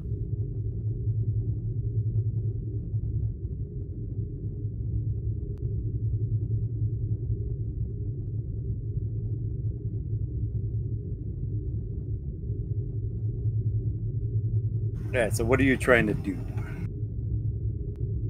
Yeah, I mean, she's recognizing the numbers, but she's not seeing any sort of pattern with which to communicate by.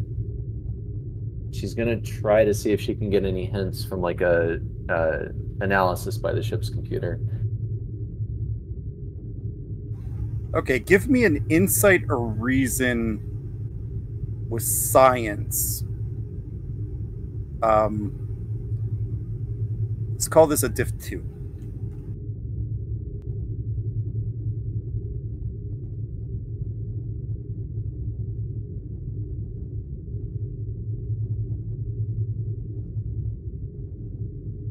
Okay. I mean, would you accept testing a theory on this? Not yet. Okay. But after this roll, I will probably let you apply it. Gotcha.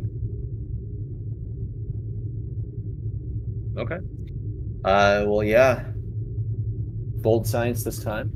So take a threats.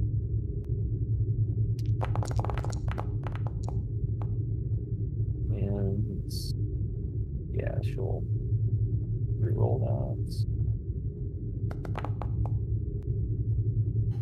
Okay. believe that's a gain one.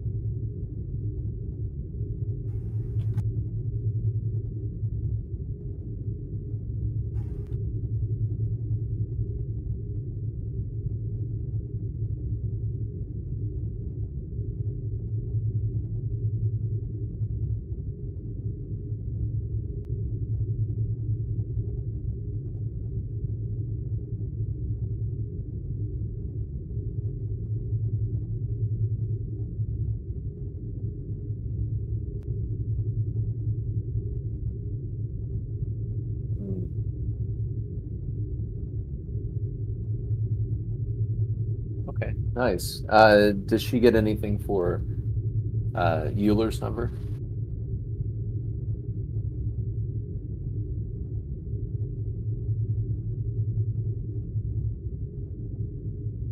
I have it in here. I just gotta find it. Hold on. Okay. I guess I'm mispronouncing it. It's actually Euler's number.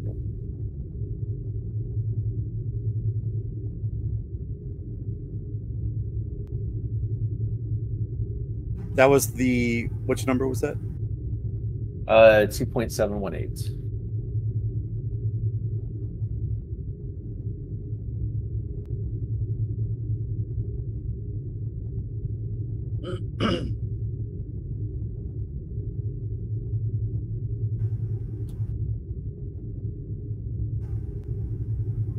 Yeah, I'll give this for probably a momentum or two. Okay. Yeah.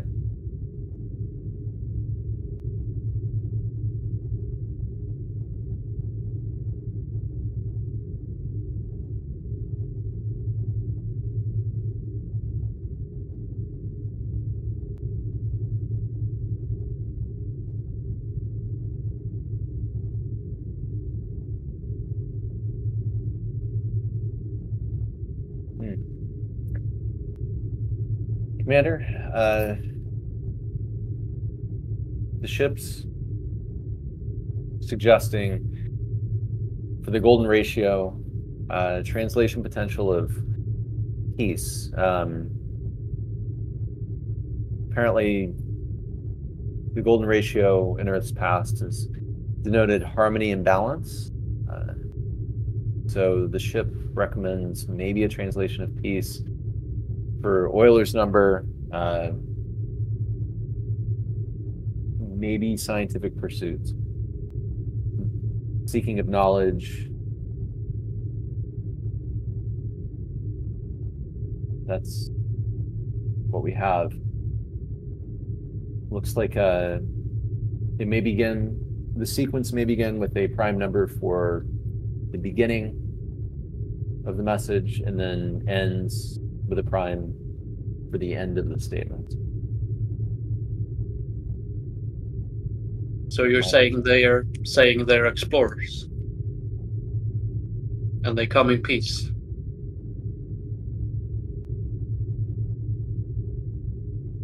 That would be my guess. Commander, might I suggest beginning a response with a prime? Golden ratio, Euler's number, and then ending with another prime?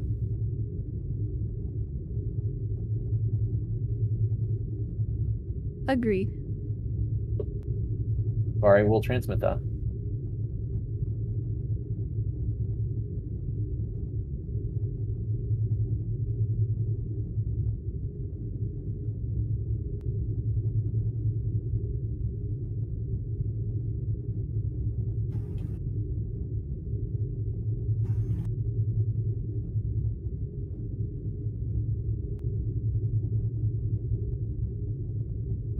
That is what they'll respond back with.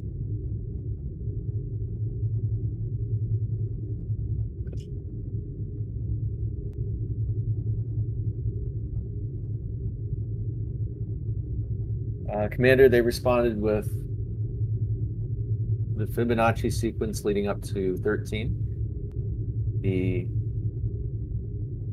golden ratio, and then ending with 11. They've ended a sequence with 11 before.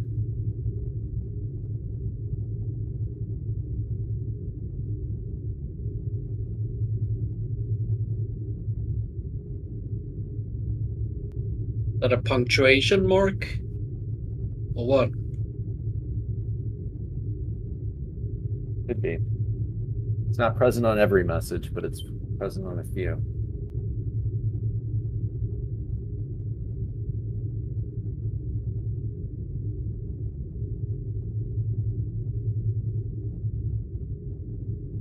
From my limited knowledge of this in Earth's history, the Fibonacci sequence is found in many parts of nature.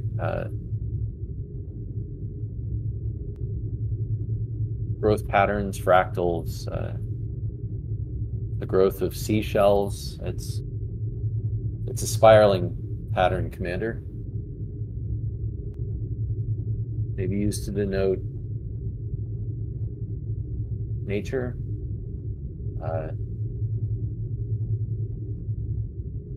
Could be a search pattern as well.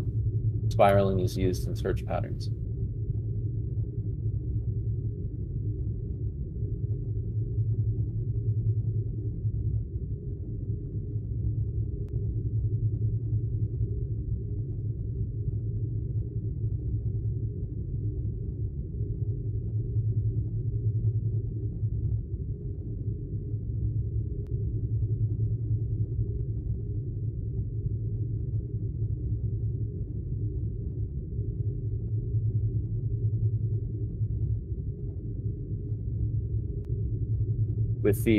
With the nature thought or with the search pattern? Like your thinking on what it could mean is heading in the right direction. Gotcha.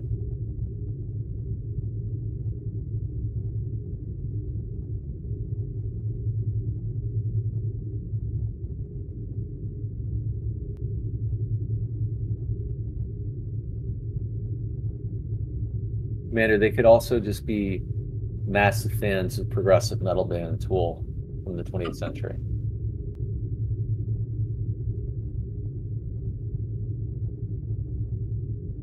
Gus is just gonna say, rock on, dude. Yeah. Specifically Lateralis. Now that's something I can get behind, even if I don't like pie.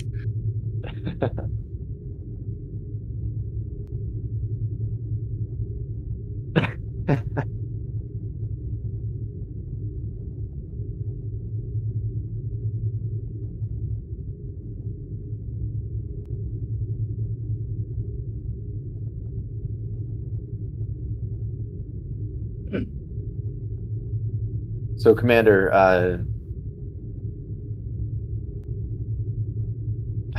wouldn't Going 11 be the sum of the first 5 head sequence?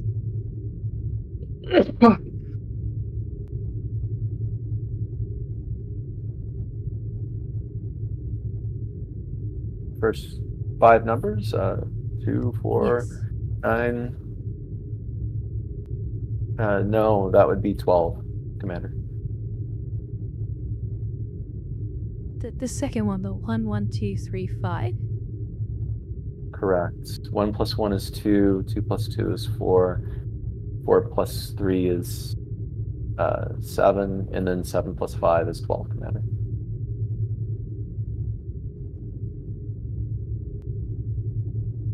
I had the exact same thought.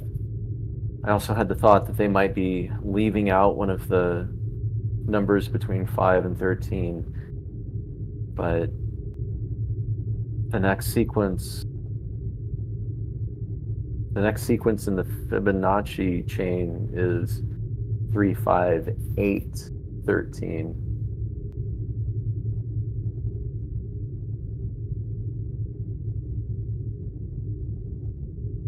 Maybe there's significance in leaving out the number 8 and skipping to 13.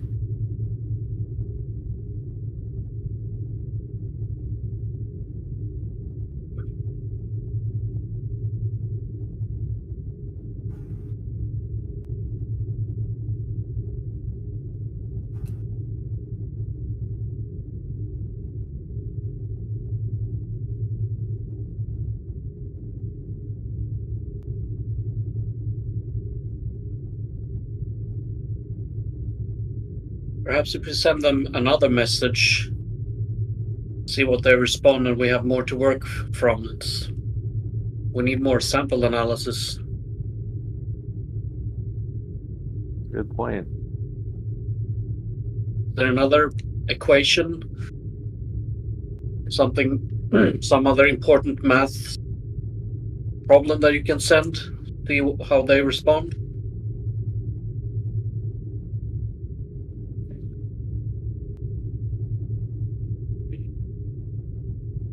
Without knowing the symbolism,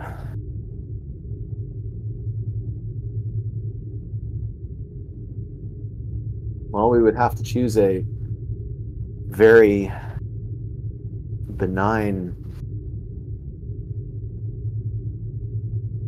number.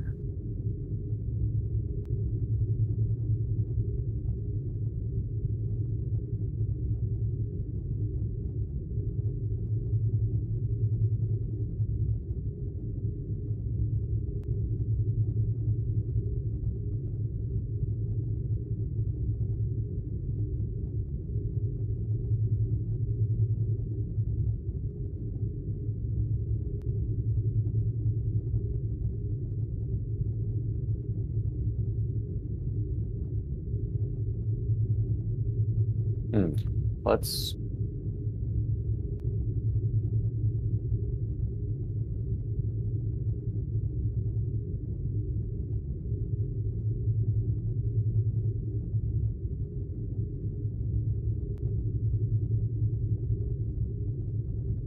without knowing exactly what the Fibonacci sequence is supposed to imply, I'm going to assume nature, peace, and then ending. Yeah, I mean, I think Rix's idea is probably a good one. We'll just have to pick something that's not hostile, whatever that means.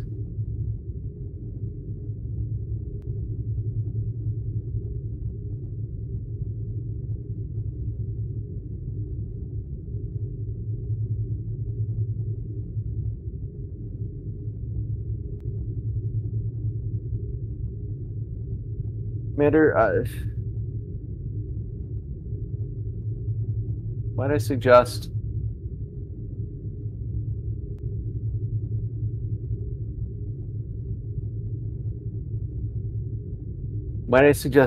maybe transmitting 0? We don't know if it's an acknowledgement or a disacknowledgement, but actually it might be useful for us to transmit it as a part of coordinates. On a basic algebraic topology, 0, 0 would imply origin, the basis with which the coordinates are framed from.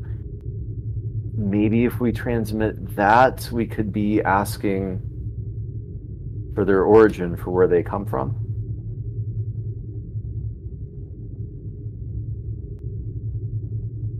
I can see that, except add the coordinates relative to where we're at in the galaxy at present. At least maybe I might understand the baseline. Understood.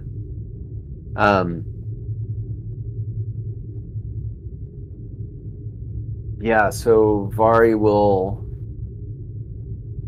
What would they understand? We could go with what Voyager charted to the pulsars on their golden record. So I would assume a galactic coordinates might do something similar. So Vari will pick up the nearest or highest energy pulsars with like steady time sequences, and then chart their approximate coordinate, this ship and then the Artemis' approximate coordinates in relation to those pulsars. She'll transmit that and then just transmit the origin 0, 0, maybe a second after.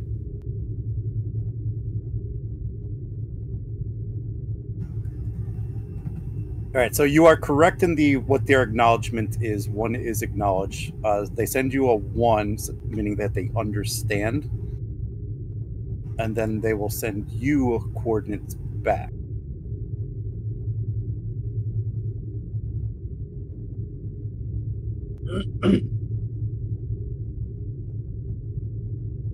And what is that coordinates? Can we decipher it? Hold on, I'm making sure this is big enough.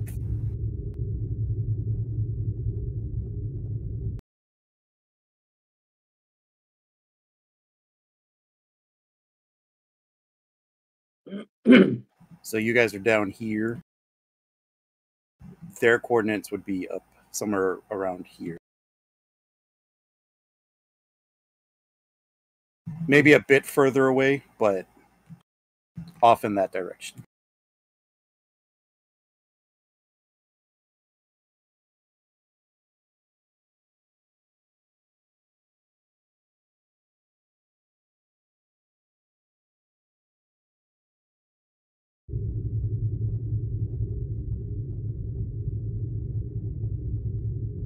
Davari will pull up what they sense. Commander, if I were to venture a guess, based on what we've seen so far, they're saying that they come in peace. They're scientific explorers like we are, and they seem to be searching for something, potentially. Maybe they're also saying that they're conducting scientific scans and readings in the area, or maybe they have a more intentional purpose. Maybe they're searching for something in particular. I don't know.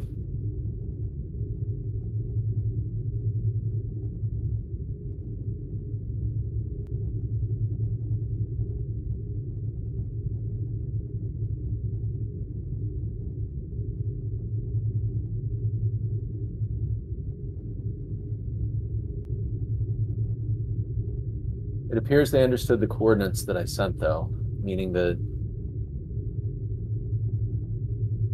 maybe they would understand other coordinates and other mathematical structures that we send them. Maybe this is the only way they can communicate. They can't communicate verbally or physically, but maybe we can test sending them more advanced mathematical structures, more even sensor readings and things. Maybe they could understand that. Could we transmit to them that we are carbon-based life forms? If we could send the periodic element number of carbon to them. I believe most human species' DNA follows the same line as the golden ratio.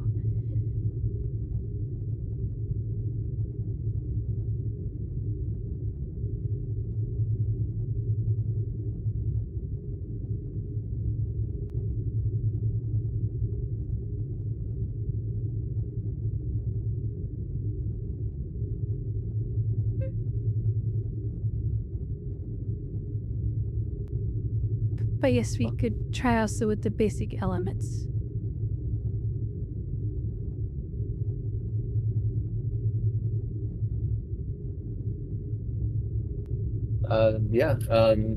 So Vari will transmit a periodic table, or whatever elemental structure there is at this time in Star Trek, and identify the carbon part of that specifically, and then she'll actually, you know what, first she'll transmit 1 in acknowledgement to what they sent, and then she'll transmit the periodic table, and then highlight carbon.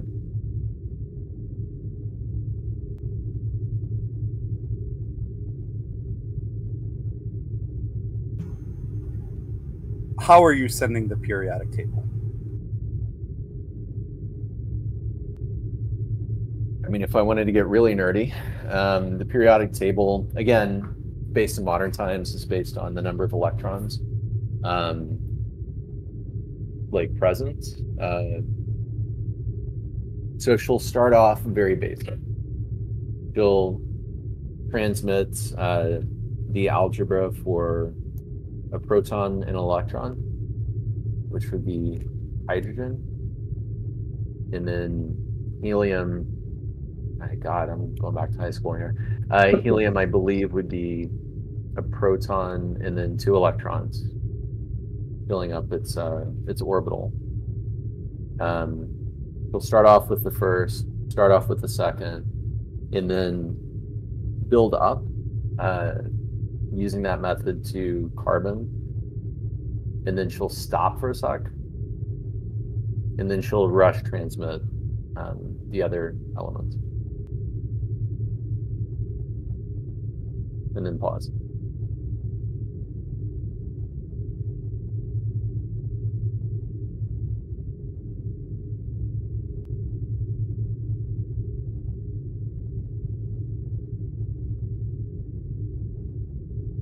All right, so they will send you an acknowledge back.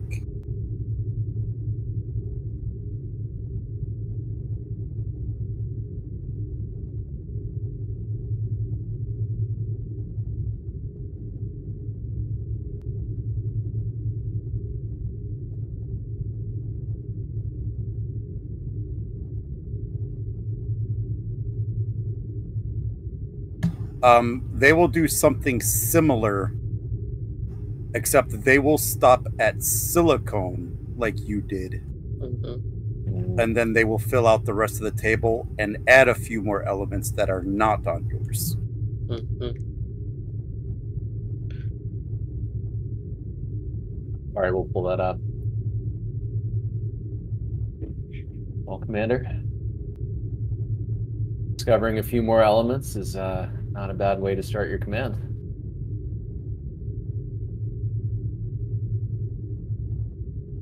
Silicon-based life form. Extremely advanced at that.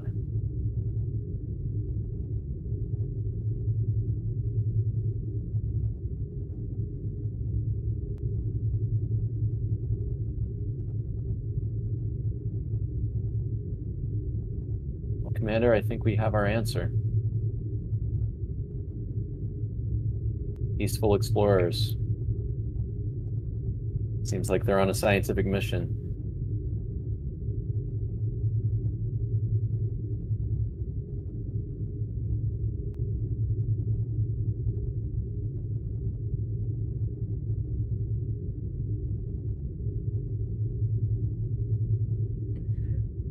Given the information we have at present, would it be possible for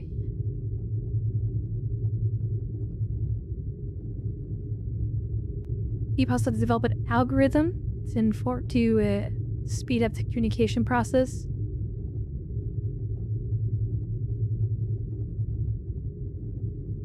I think we could. I don't know if we'll get to something resembling a spoken language necessarily. But it seems like if we hew pretty closely to science and mathematical concepts, I don't see any reason why we can't continue communicating this way.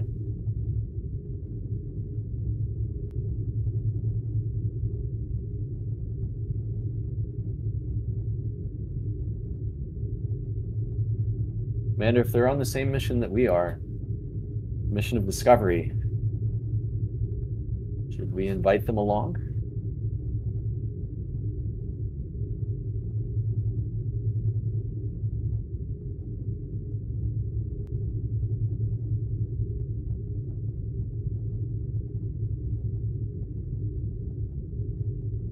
The sharing of scientific information is, I believe, the pursuit of any Starfleet vessel.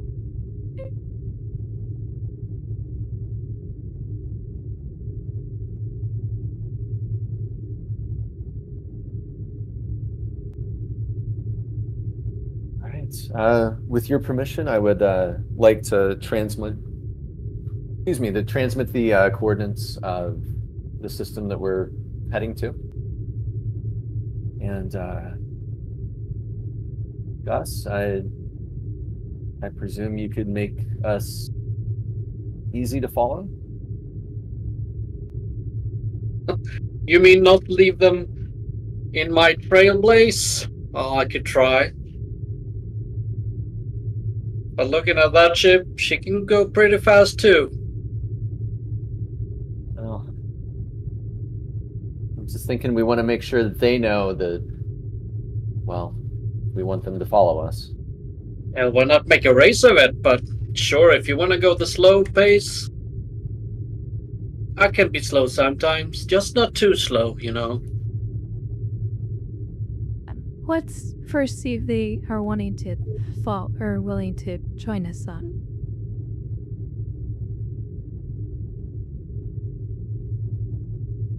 Right. Savari will communicate back to them in the same method with Euler's number, denoting, scientific pursuits. Again, transmits the golden ratio for peace, and then transmit over the coordinates. And then end with a prime.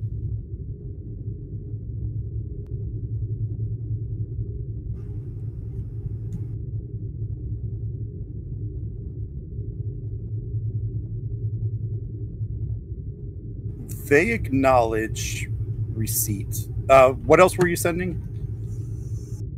Yeah, so it was, basically just transmitting Euler's number, golden ratio, and then the coordinates for where we're going. They acknowledge. They send different coordinates that is leading away from the area, but they also give a set of coordinates that is inside the cluster.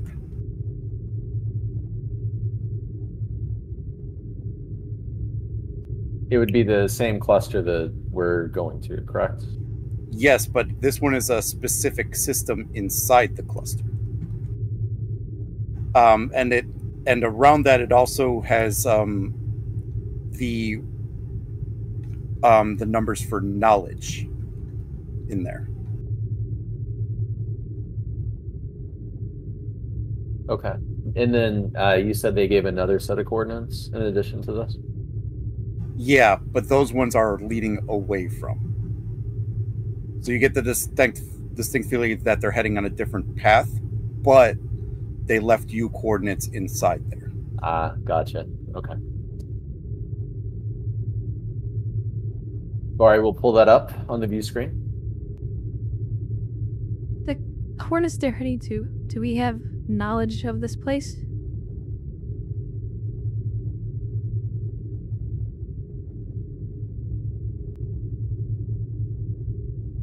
GM?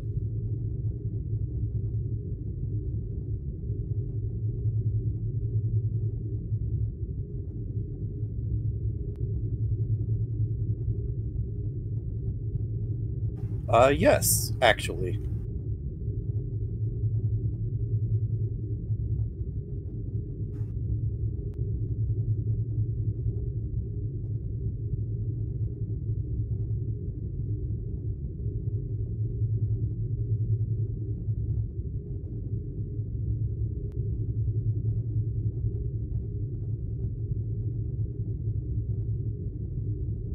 Oh, nice.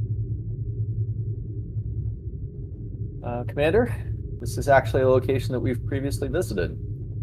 That's where we picked up the dark matter particles that are currently sitting in our research bay. Near the Rolor Nebula. We're very familiar with this.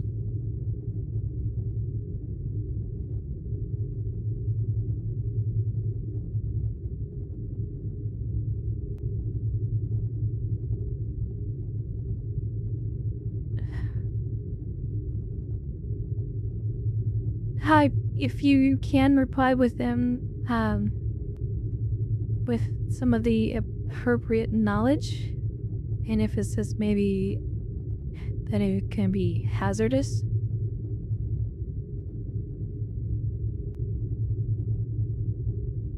Of course, Commander. And yeah, she'll send them the precise coordinates of the phenomenon that they collected the dark matter from. She'll transmit the sensor readings that they got from that phenomenon, and then yeah, per the commander's orders, she'll transmit some knowledge about like the dangers right around that. What would you send them to donate the danger? Number-wise. That's 0, 0, 0.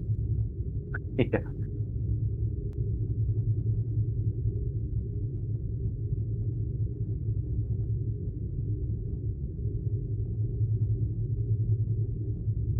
God, what number denotes 0?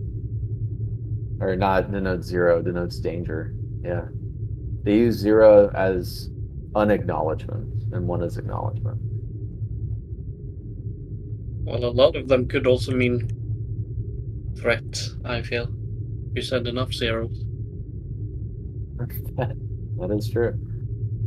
Do not go.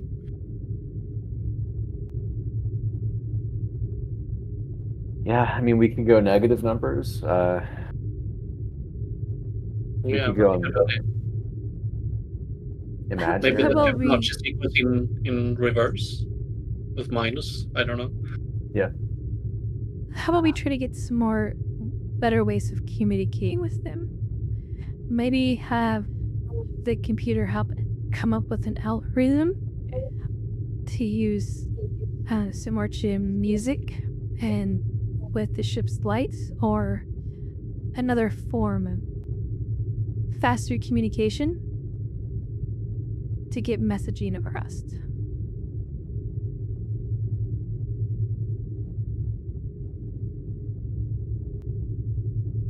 Okay.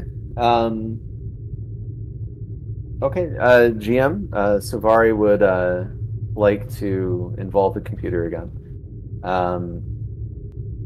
The first query that she would like to make is, if there are any suggestions for numbers or concepts denoting like negatives or threats, maybe in Earth's history or other Federation cultures' histories. And then the second would be, any other way to communicate using these concepts in a way that may be more natural for us. All right, as for the first part, Rix is probably correct in that if you put a lot of zeros, that would probably donate more of a extreme danger, don't go there. But there is a number associated with danger that is used in Catholicism and Christianity that might fit the bill. Ah, okay. Do we have Christian aliens? Are we dealing with Christian aliens? Oh no. God is the God of all worlds. I mean, just because a lot, like I'm trying to bridge the gap here between how complex their language is, but try to keep it simple for you guys. Yeah. So although you're using a simple number, for them it's like a whole series of numbers that you're actually inputting. Fair enough. Gotcha. Well, player's very familiar with this one. Yeah, so I mean, with the commander's permission, we can transmit our knowledge, the precise coordinates of where we collected the dark matter particles, and then we'll do both. So we'll transmit Rix's just huge number of zeros, and then Vari will also transmit 666, which they transmitted 999. So I wonder if that's related. And then, Commander, I have the message rigged up, and then we can get to work on finding an algorithm to make this more efficient.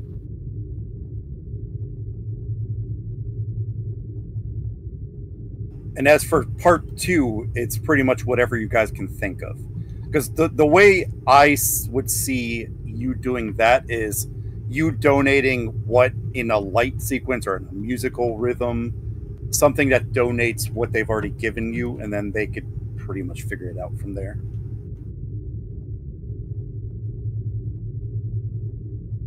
So it'll just probably be a couple of rolls. But they will respond back, acknowledge, but they will return back 333.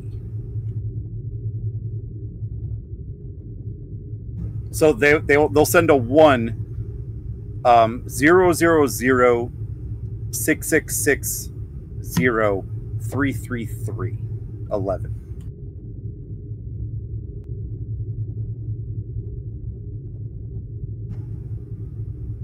Basically, they're acknowledging that it's dangerous, but it's not as bad as what you are saying it is. Yeah, yeah. Basically, like, yeah, we're aware, but it's okay. Yeah. Okay. All right, yeah, she'll pull it up on the view screen and just tell the commander. Seems like they're confident they can handle it.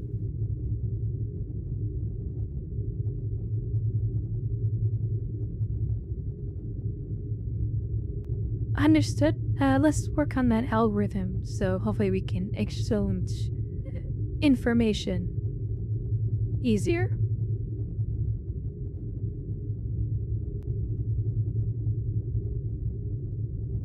All right, you got it, Commander.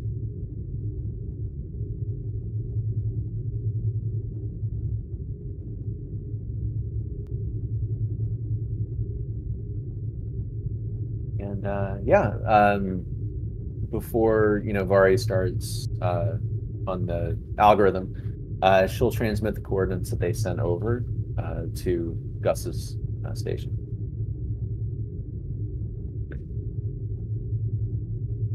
Coordinates laid in, Captain. Oh, Commander. I don't know what to call you. We're ready to go.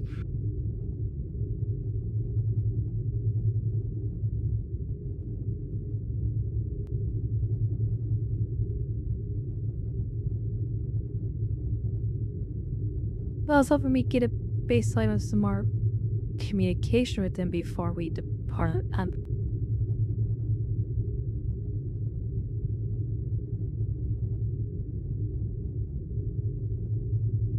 Okay, GM, Vari will take what they've already gathered and work to come up with something in the computer system to make it a bit more seamless.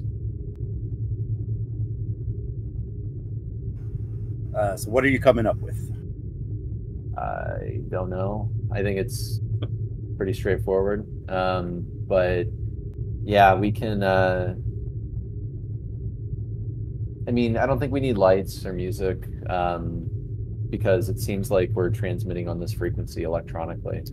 So instead of that, I would just say taking the concepts that we've gathered from them already, rather than us on our side having to input like the exact numbers and things like that, we basically just have a selection board of the symbols that they've already sent through.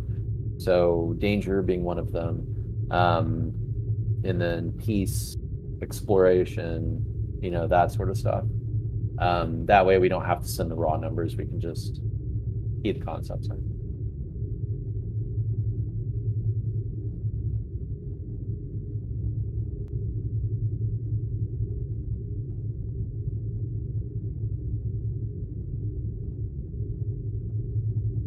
GM, you ever had those requests where you got to put something together very, very quickly, and it just has to work?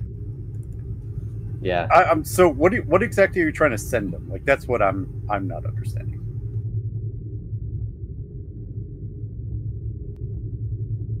Vari is trying to fulfill the commander's request to not say no to it, while also basically trying to communicate in the same way that they've already communicated.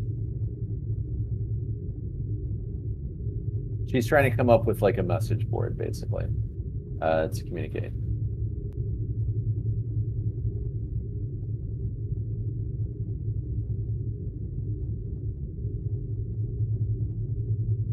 I'm going to assume that's very, very easy.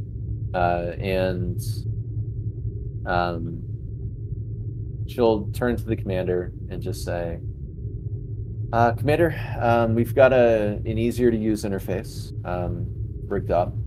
However, if there's anything that you would like to ask them, it seems like they're very receptive to communication through non-audio, non-visual means.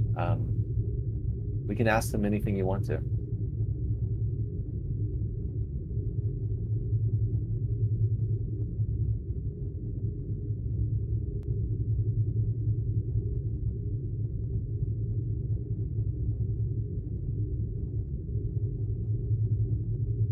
Well, I sure want to think we should transmit at least what we are, or who we are, to the understated Federation.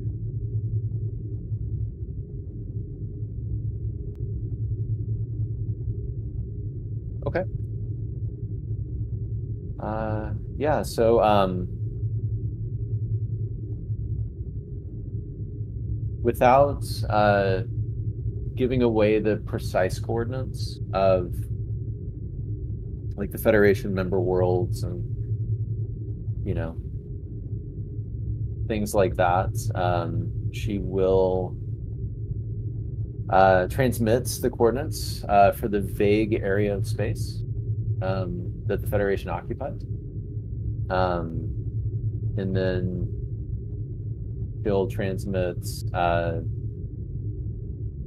some information on like the number of constituent worlds, like how many peoples occupy it. And then she'll also transmit, like,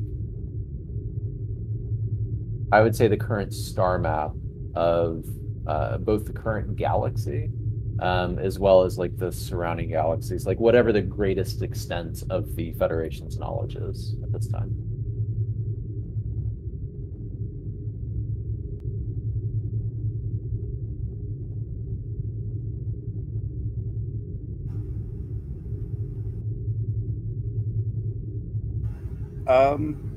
Give me a presence in. Give me a presence science. Div 2. Okay. Would you accept testing a theory now? Yeah, I think so. Okay. So what is that? That is just the first bonus is free. Okay. Yep, so she'll take that 3, and then I don't think she has a focus that would apply here. So she'll split it between threat and a momentum for the 4.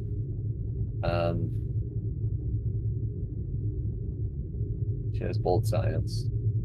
So, and then she will re-roll that complication.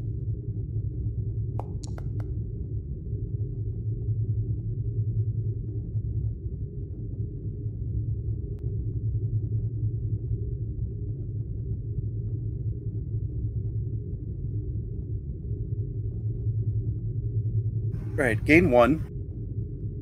They will send back an acknowledgement, and they will send you back a map of some of the areas that are not filled in on Federation star charts closer to where they are from. Nice. Commander, it looks like they're open to continuing interactions.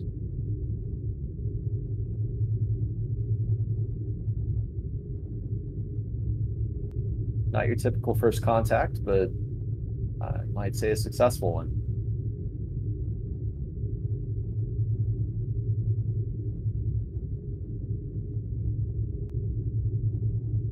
I inquired if they are willing to meet at another location for further contact.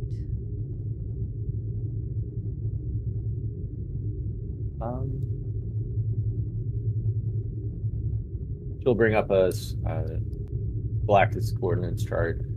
And then she'll pick a non-hostile territory, I guess, between like their territory and the Federation. Commander, would this work if I suggested it to them?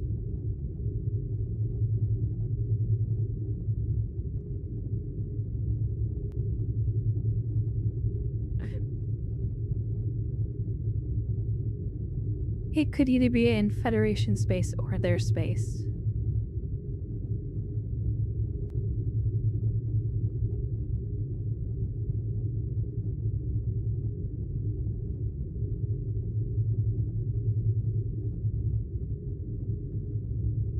So yeah, in response, Vari will transmit.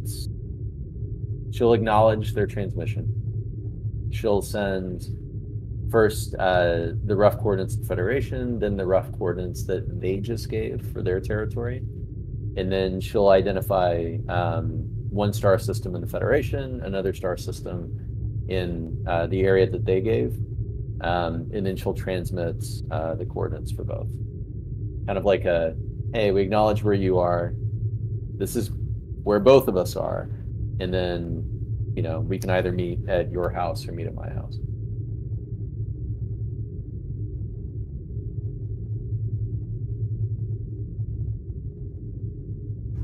They will send an acknowledgement.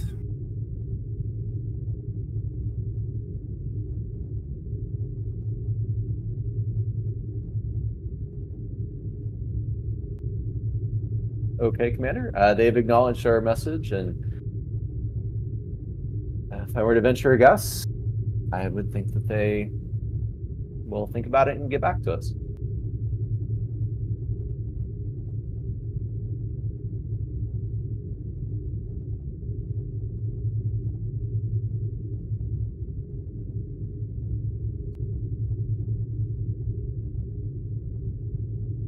Well, I guess it's time to bid our farewells.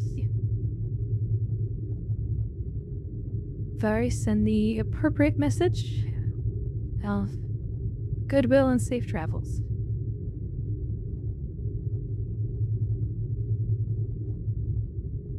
Aye, aye, sir.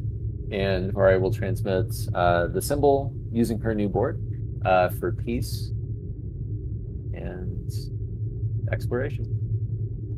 Gus is just gonna poke on Vari's shoulders and just say, "Hey, could you send them the recipe for apple pie? Maybe they come around." Gus, I think you need an apple pie, friends. We'll meet up after shift. She'll kind of roll her eyes.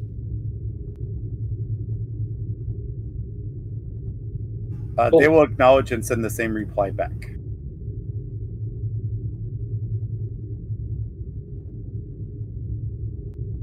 They acknowledge, Commander, and they also wish us well.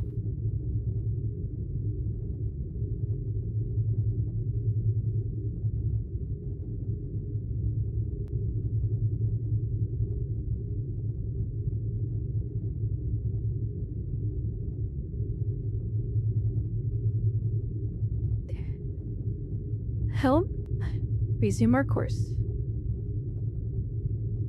Aye, Captain, Commander, sir. Warp speed ahead. Flashing away.